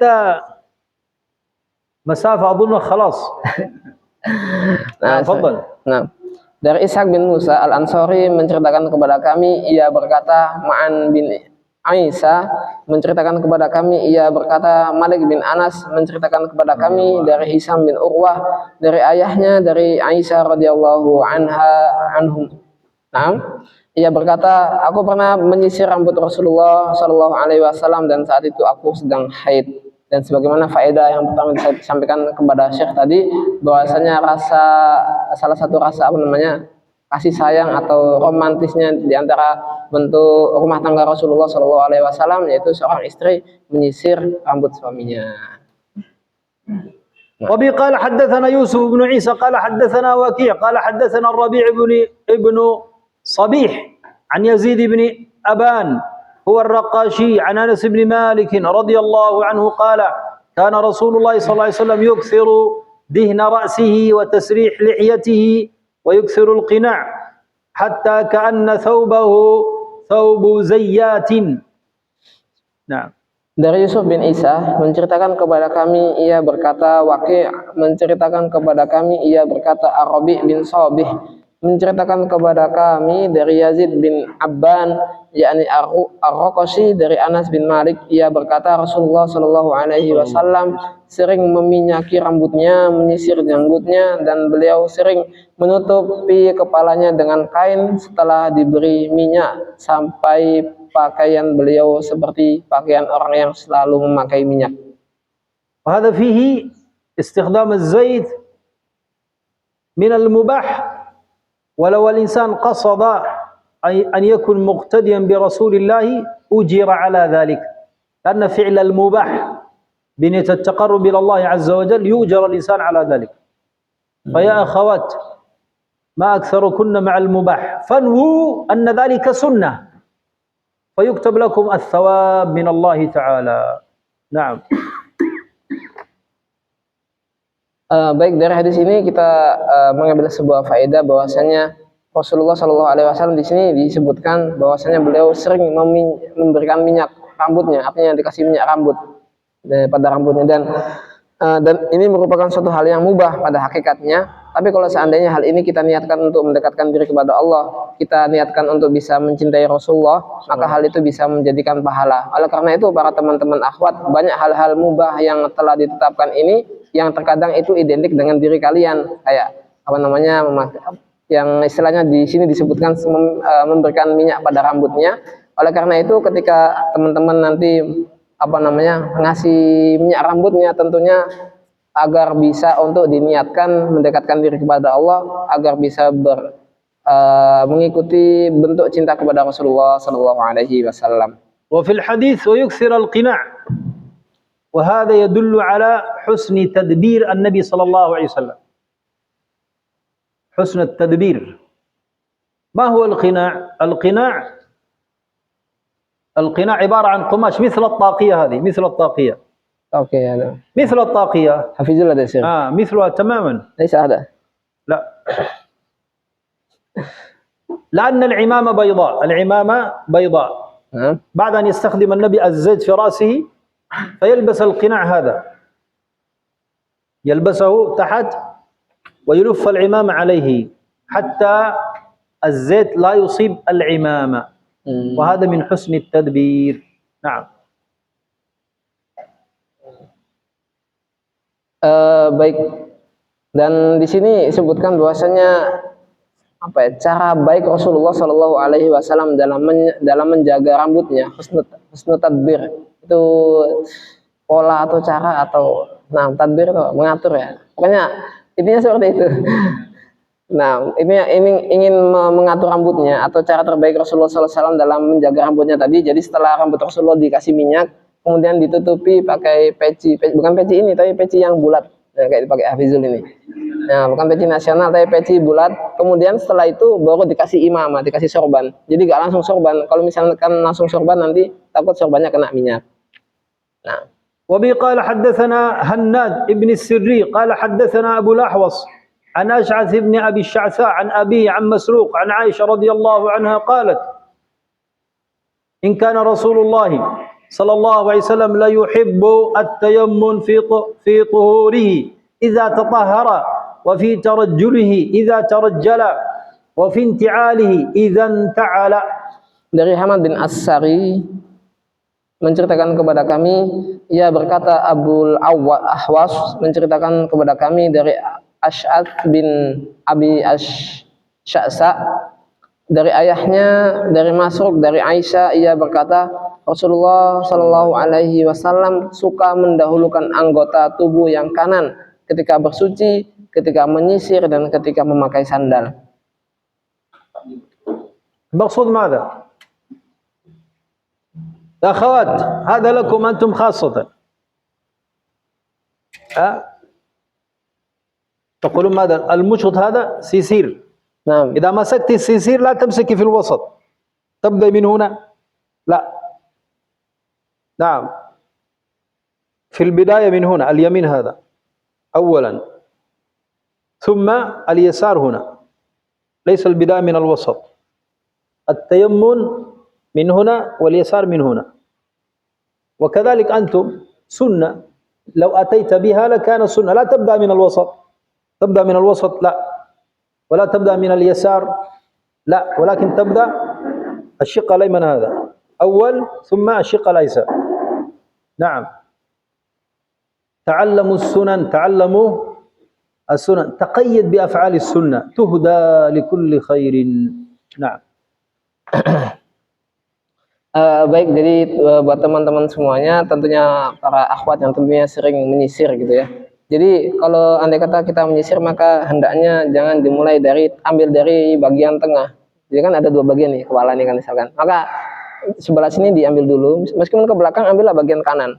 Baru setelah itu sebelah kanan disisir rapi, kemudian baru sebelah kiri. Dan hendaknya ini merupakan hal yang sunnah kalau seandainya kita meniatkannya dalam hal mencintai Rasulullah Shallallahu Alaihi Wasallam. Dan hendaknya teman-teman semuanya, kita semuanya bisa menjalankan sunnah ini sehingga kita selalu diberikan hidayah taufik dalam mengerjakan kebaikan-kebaikan lainnya. طيب ما حكم لو أن أحد من الناس يدعو أثناء التسريح؟ ما حكم بعض الأذكار وبعض الأدعية؟ نعم، الانشغال بالذكر لا بأس، الانشغال بالدعاء لا بأس، لكن لا تعتقد أنها ثابتة عن رسول الله. تدعو بنفسك تفضل حتى تكون في ذكر، اللهم اجعلني من أصحاب اليمين، اللهم أعوذ بك أن أكون من أصحاب اليسار. إذا جئت في الوسط اللهم اهدني الصراط المستقيم، اللهم جملني، اللهم كما حسنت خلقي فحسن خلقي، لا بأس، لكن دون أن تعتقد أن ذلك ثابت عن رسول الله، ولكن هذا من باب عموم ذكر الله ومن باب عموم الأدعية، فلا حرج بإذن الله تعالى. نعم. Baik, apa hukum orang yang berdoa ketika bersisir? Jadi hukumnya diperbolehkan, tapi jangan dijadikan bahwasanya ini berasal dari Rasulullah Shallallahu Alaihi Wasallam, tapi sebagai suatu hal yang umum. Artinya berzikir itu boleh di mana saja. Dan tentunya boleh andai kata kita bersisir kemudian kita berdoa yang istilahnya yang munasib, yang sesuai dengan apa yang kita lakukan. Misalkan kita lagi menyisir ke arah kanan, maka kita berdoa, Allahumma ja'alna min ashabil yamin, ya Allah jadikanlah aku termasuk golongan orang-orang yang sebelah kanan. Nah, misalkan Allah taj'alni min ashabi shimal, atau sebaliknya jangan sampai engkau jadikan aku dari golongan orang-orang kiri. Atau misalkan berdoa ketika menyisir kemudian lagi ngaca, Allahumma kama hasanta khalqi fa ahsin khuluqi, ya Allah sesungguhnya engkau telah menciptakan aku dengan sebaik-baik penciptaan, maka perbaikilah akhlakku. Atau misalkan ya Allah berikan misalkan perbaikilah akhlakku, perbaikilah penampilanku, dan lain sebagainya. Dan itu merupakan hal yang umum dan diperbolehkan. Cepetan ya. Kata وبه قال حدثنا محمد بن بشار قال حدثنا يحيى بن سعيد عن هشام بن حسان عن الحسن بن عبد الله بن مغفل قال نهى رسول الله صلى الله عليه وسلم عن الترجل إلا غبا. نعم. Baik, enggak kecepatan kan ya? Enggak. Kecepatan. Nah, saya. Ya dan ahas annahum ya yasurna bisari tarjamati ya sir. Akan ana ubati. صوتك. Naam. Qul qamhan ya Ahmad. Dari Muhammad bin Bashar menceritakan kepada kami, ia berkata, Yahya bin Sa'id menceritakan kepada kami dari Hisam bin Hisan, dari Al-Hasan, dari Abdullah bin Mughaffal, ia berkata Rasulullah Shallallahu Alaihi Wasallam melarang kami untuk merapikan rambut secara berlebihan kecuali hanya sesekali. نعم. وبه قال حدثنا الحسن بن عرفة قال حدثنا عبد السلام بن حرب عن يزيد بن أبي خالد عن أبي العلاء الأودي عن حميد بن عبد الرحمن عن رجل من أصحاب النبي صلى الله عليه وسلم أن النبي صلى الله عليه وسلم كان يترجل غبا. Nah. Baik, dari Al-Hasan bin Arafah menceritakan kepada kami, ia berkata, Abdus Salam bin Harb menceritakan kepada kami dari Yazid bin Abi Khalid, dari Abul A'la Al-Audi, dari Humaid bin Abdurrahman, dari salah seorang sahabat Nabi Shallallahu Alaihi Wasallam, bahwa Rasulullah Shallallahu Alaihi Wasallam menyisir rambutnya hanya sesekali. فهمتم غبا؟ نعم أحيانا. أحيانا ماذا؟ يوم بعد يوم ليس دائما. نعم. لا سيما للرجال خاصة. النساء كذلك لا تبالغ. نعم لا تبالغ. بعض من النساء تهتم بشعرها حتى 1 bulan فقط. 1 bulan 4 juta. نعم هذا خصوص فقط للشعر. شامبو أبا أستغفر الله العظيم. موجود والله حقا، والله موجود. نعم أحدهم يقول لي طلق زوجته، طلقها. نعم حقا طلقها واستفتاني أنا، قال شيخ الحياة معها ثقيلة. قلت لماذا؟ قال لي فقط للتجمل فقط. هذا الأكل والشراب اتركه، الأكل والشراب اتركه فقط للتجمل. تحتاج 4 juta شهريا. هذا ثقيل. نعم هذه من المبالغة. التوسط أفضل، الاعتدال. لا تهتم بشعرك حتى لا يعني كأن شعره هذا أهم عنده من عبادته. موجود، نسأل الله العافية. فغبا حتى يقطع عنك التنعم، خاصة للرجال، خاصة للرجال. والنساء كذلك لا تكن مبالغة. نعم وبعض النساء إذا لم تهتم بشعرها أو ساء الشعر ربما مرضت نفسيا، أصيبت بالمرض النفسي، وهذا من المبالغة في التجمل، من المبالغة في الترجل. كيف مرض يأتي مرض نفسي حقا بسبب شعرها فقط. لو شعرها تلف قليل أو فسد تدخل في مرض نفسي، والسبب ماذا؟ الهم بشعرها. ما شاء الله. نعم لذلك التوسط. يا معشر الرجال، يوم تسرح واليوم الثاني لا تسرح، زهدا قطعا للتنعم. نعم هكذا رسول الله صلى الله عليه وسلم. نعم. لكن أحيانا نحن نمسط شعرنا هذا لأجل ماذا؟ kan man kana indahu sya'ran falyukrim ya Syekh. Alas ada. أكرم كما تريد. نعم أنا نختم هذا فقط يا شيخ. أكرم كما تريد، ولكن سنة النبي يكرم ويترك. إذا أردت أن تفعل مثله فضل، إذا تريد تفعل شيء آخر فضل. الأمر لك. نعم يا شيخ. لكن هذا قول النبي أو لا يا شيخ؟ هذا قول النبي، لماذا تعترض أنت؟ إذا هذا قول النبي لماذا تعترض؟ نعم لا يجوز لك الاعتراض، فقط تقول سمعنا وأطعنا. أحيانا تكرم وأحيانا تترك. نعم يا شيخ. غبا. نعم. Baik. Jadi di sini disebutkan bahwasanya Rasulullah Shallallahu Alaihi Wasallam itu menyisir rambutnya hanya sesekali saja, artinya nggak terlalu sering. Dan ini dijadikan landasan bahwasanya agar kita tidak berlebihan dalam memperhatikan kecantikan atau penampilan atau pokoknya dalam hal rambut gitu, tidak boleh berlebihan, apalagi teman-teman yang akhwat. Nah, mungkin ada yang menghabiskan berjuta-juta hanya untuk mempercantik rambutnya, hanya untuk memperhatikan rambutnya, habis berjuta-juta. Pakai sampo inilah, sampo itu, kemudian kondisioner apa saya nggak tahu. Nah, kemudian dan tadi Syekh juga menceritakan bahwasanya ada dari salah satu teman Syekh yang mana dia udah berkeluarga, kemudian istrinya dia ceraikan karena apa? Karena hanya untuk memperhatikan rambutnya saja, artinya untuk mempercantik rambutnya aja itu sampai itu di luar daripada makan, minum, pakaian dan lain sebagainya itu udah menghabiskan 4 juta. 4 juta. Lah ada ya. Kula sar 4 miliar. 4 juta 1 bulan. Insyaallah. 4 juta. Lalu thaqil alaihi, ma yastati'. Oleh karena itu sama teman saya tadi diceraikan karena ya nggak mampu, karena terlalu mahal. Baik. Kemudian oleh karena itu hendaknya kita itu seimbang, artinya wasatiyah dalam melakukan berbagai hal.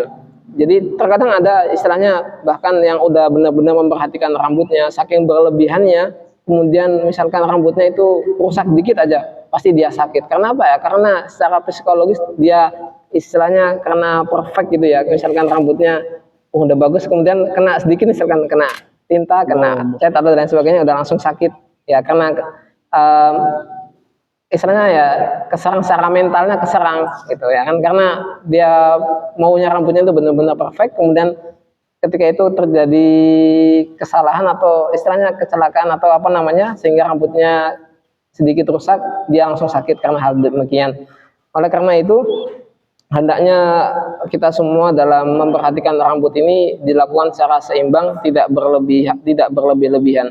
Makanya tadi juga karena tanya sama Syekh ini kan hadisnya kan Rasulullah Shallallahu Alaihi Wasallam itu menyisir rambutnya itu hanya sesekali. Tapi ada hadis yang lain yang menyebutkan bahwasanya man kana indahu sa'run falyukrim, artinya barang siapa yang mempunyai rambut maka hendaknya dia itu memuliakannya. Nah, tapi kata Syekh ya itu memang bisa, bukan berarti ini suatu hal yang bertentangan, tapi tentunya rambut juga perlu diperhatikan, tapi berlebih-lebihan juga tidak bagus. Nah, kata Syekh. Rasulullah sallallahu alaihi wasallam ata bil ikrami wa ata bil ghib. Nah, Syekh, tambahin fal kamalu fi fi'li la siyama lirrijal. Naam. Oleh karena itu dalam hadis Rasulullah SAW ini disebutkan bahwasanya Rasulullah hanya menyisir rambutnya sesekali, nggak sering-sering. Tapi di hadis yang lain juga disebutkan bahwasanya Rasulullah itu termasuk orang yang memuliakan rambutnya. Artinya ya tidak berlebihan begitu. Nah, نقف بإذن الله تعالى في هذا اليوم ونلتقي إن شاء الله تعالى في الأسبوع المقبل بإذن الله تعالى. هل من سؤال؟ ada.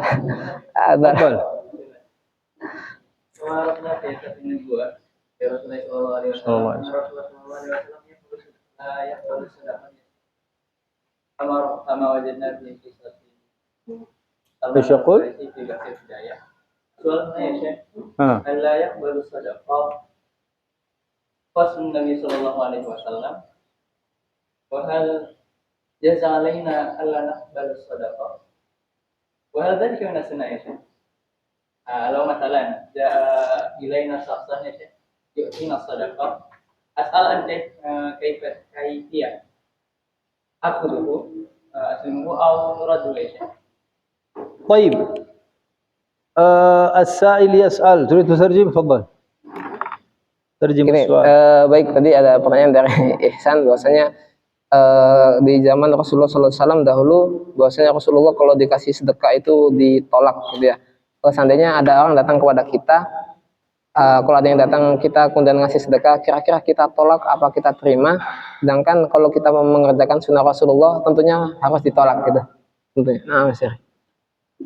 أنتم سألتم هل رسول الله صلى الله عليه وسلم يقبل الصدقة؟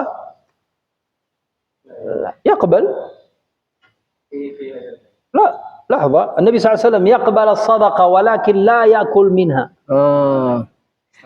نعم، يقبل الصدقة ولكن لا يأكل منها. إذا جاء الصدقة يقبلها ويعطيها للصحابة مباشرة كلها.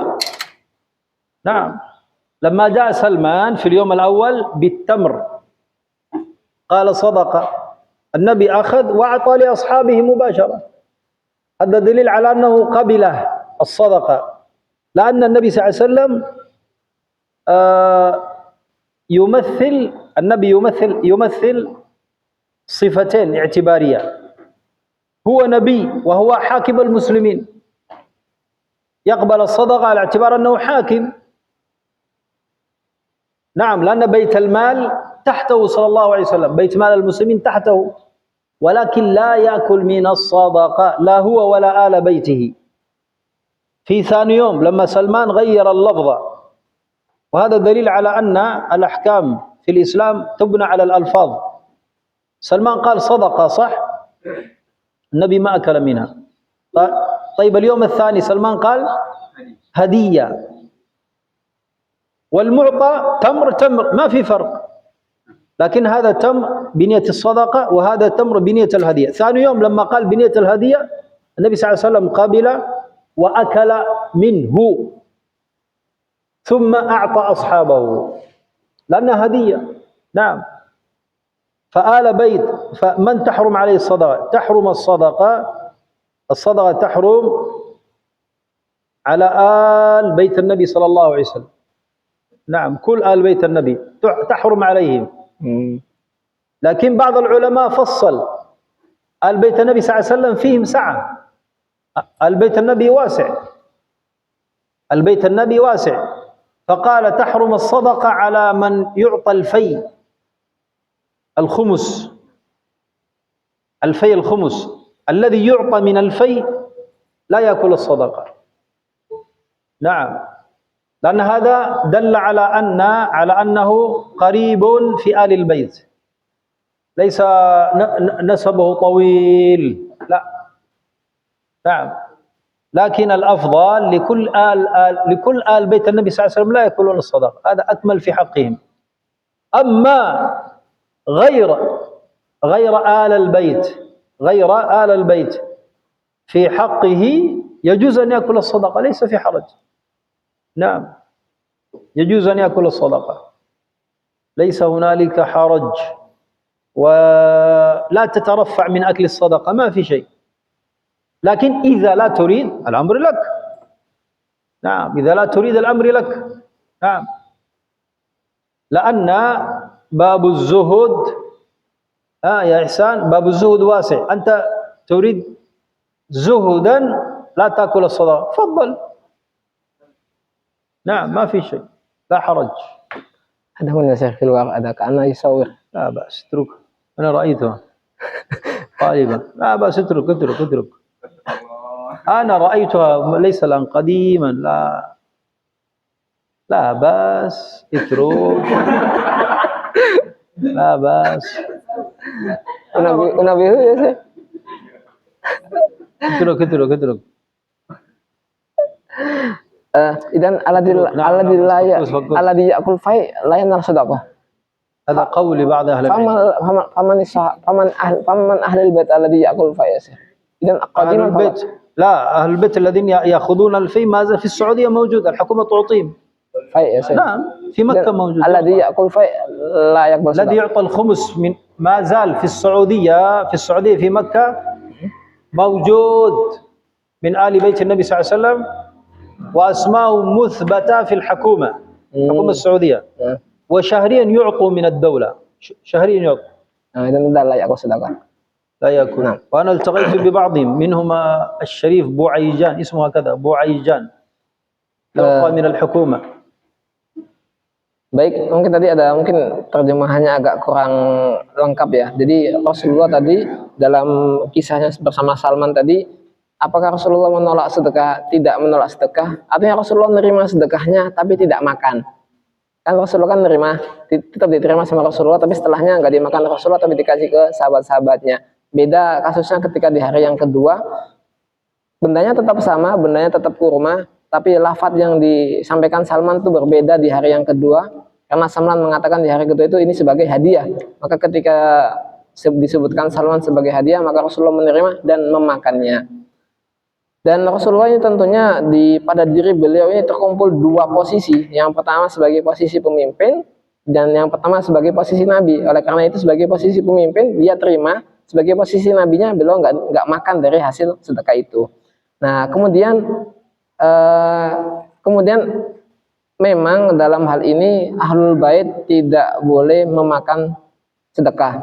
Kemudian pertanyaannya, apakah semua Ahlul Bait sampai yang sekarang?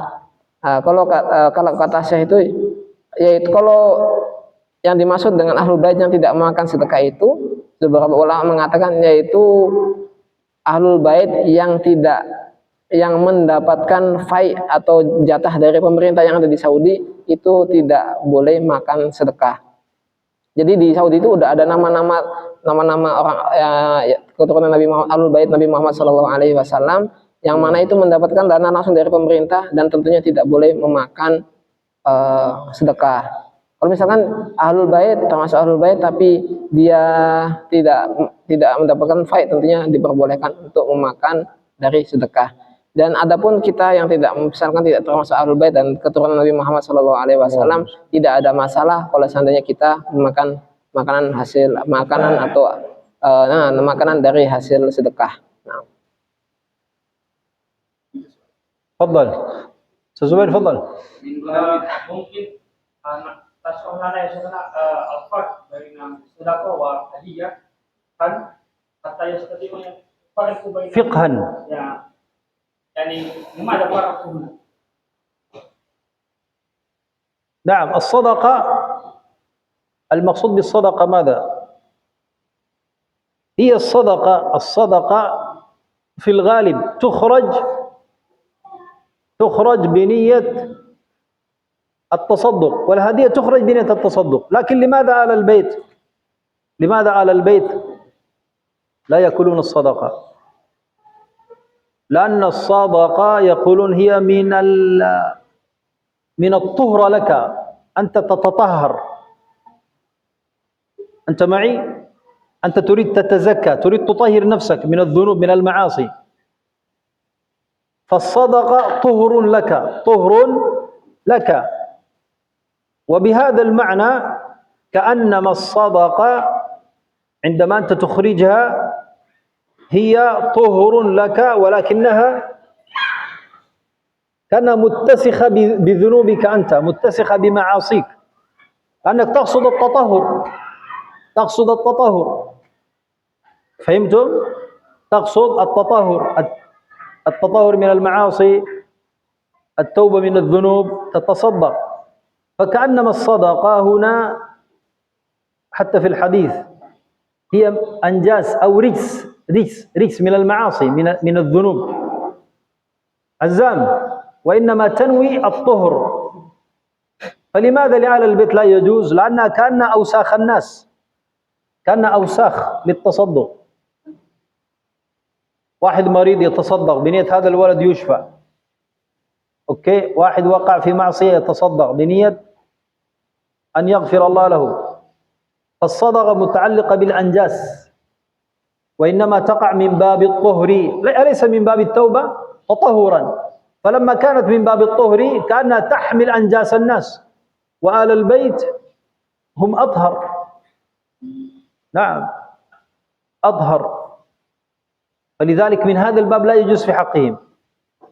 أما الهدية، ما إيش الهدية؟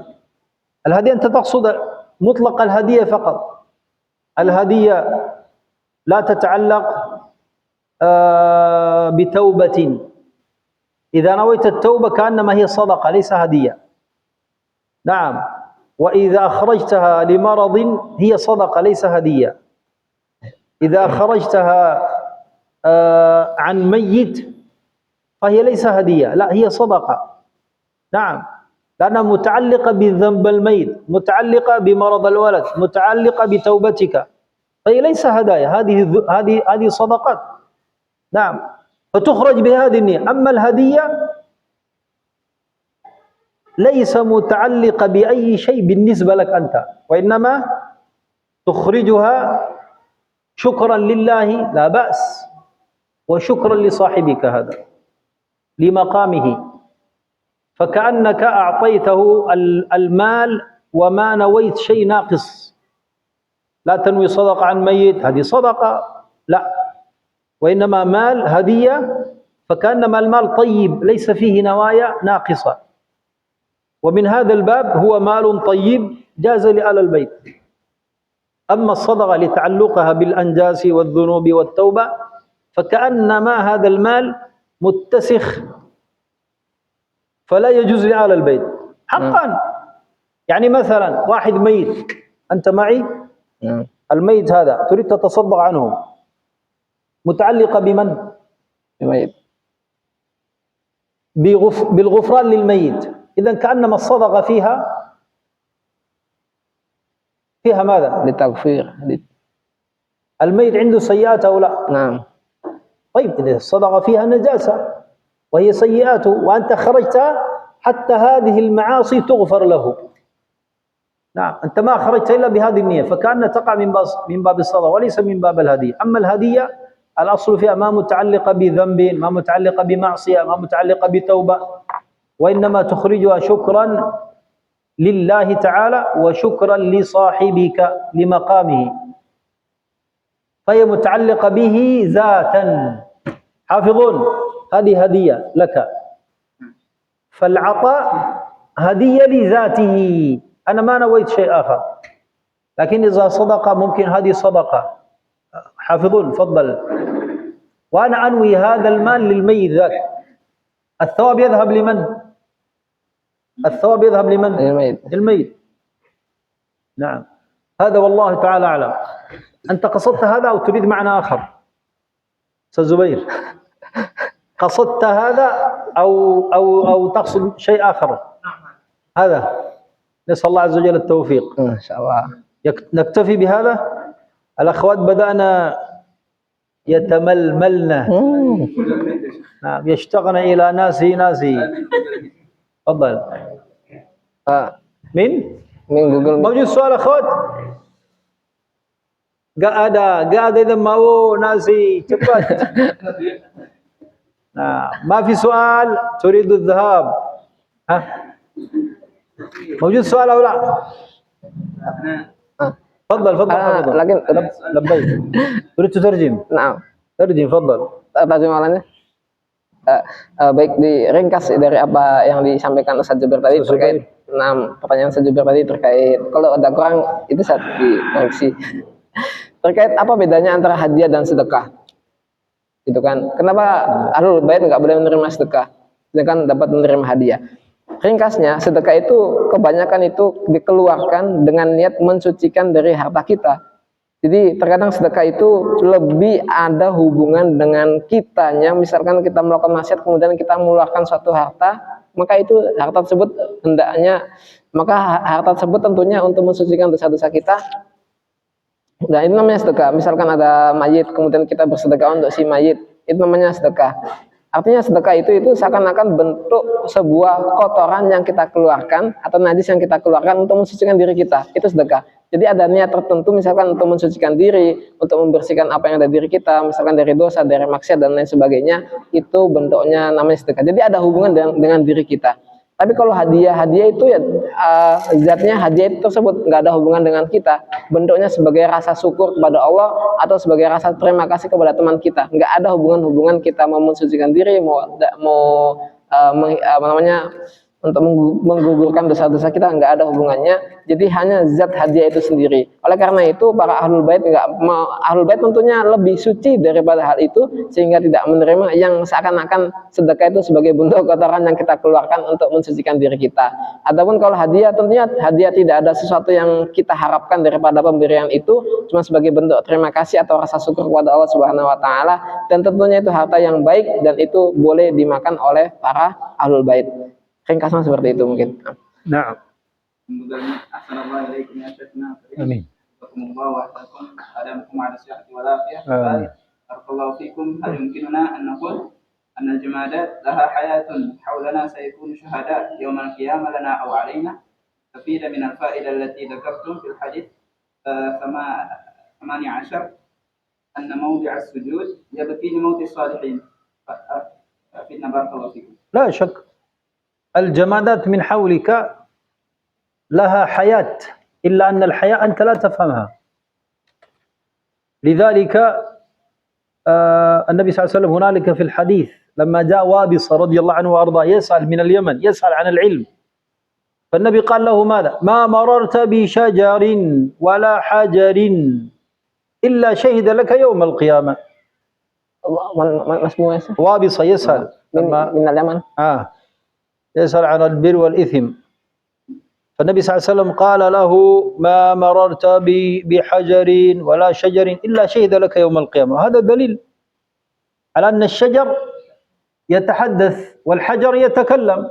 نعم لا شك.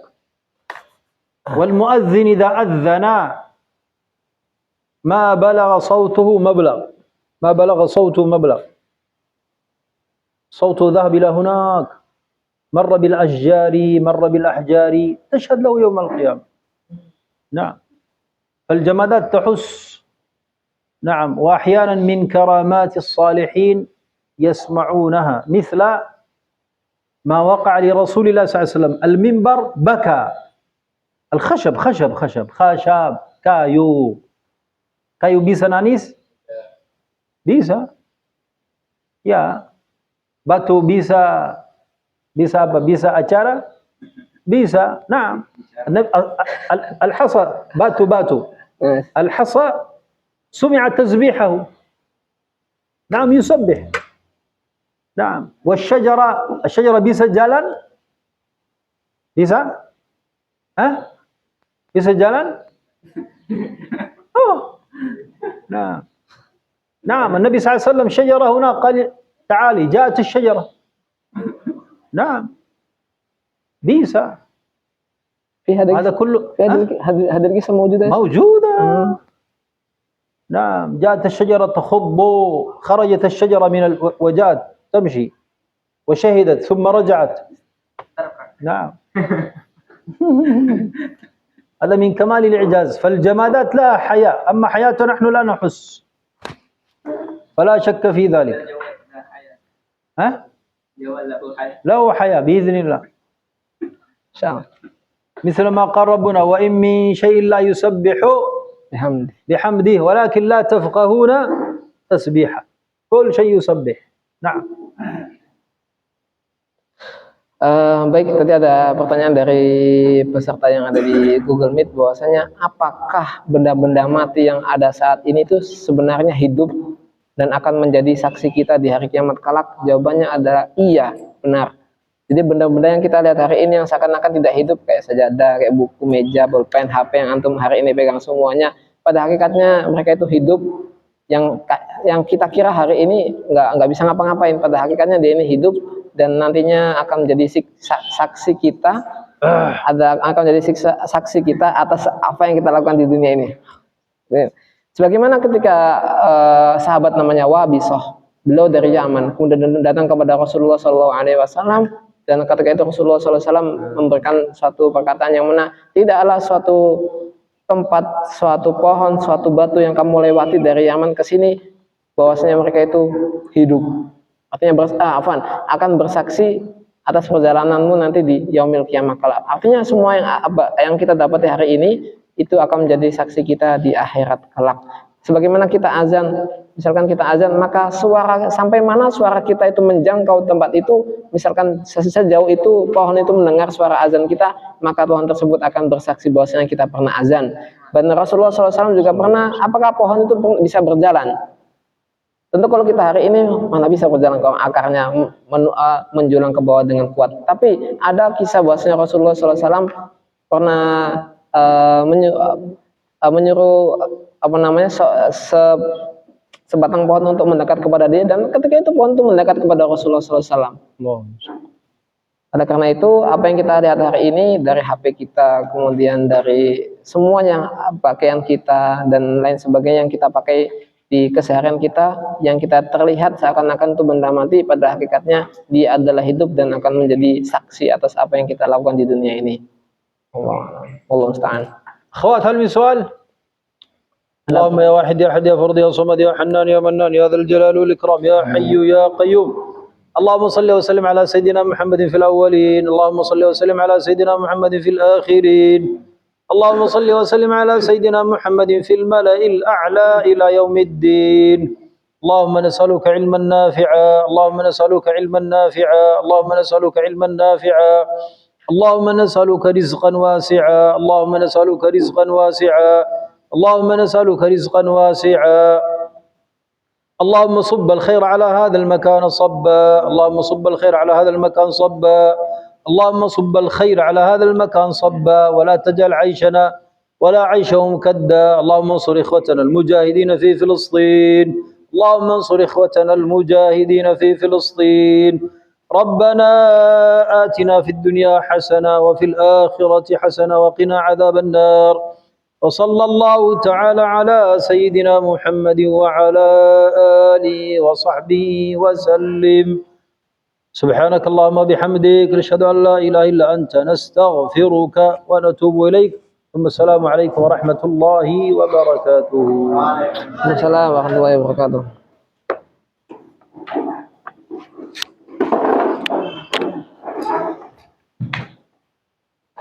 فزتم بالعلم وبالثواب وأصحابكم فازوا بالنوم. قل لهم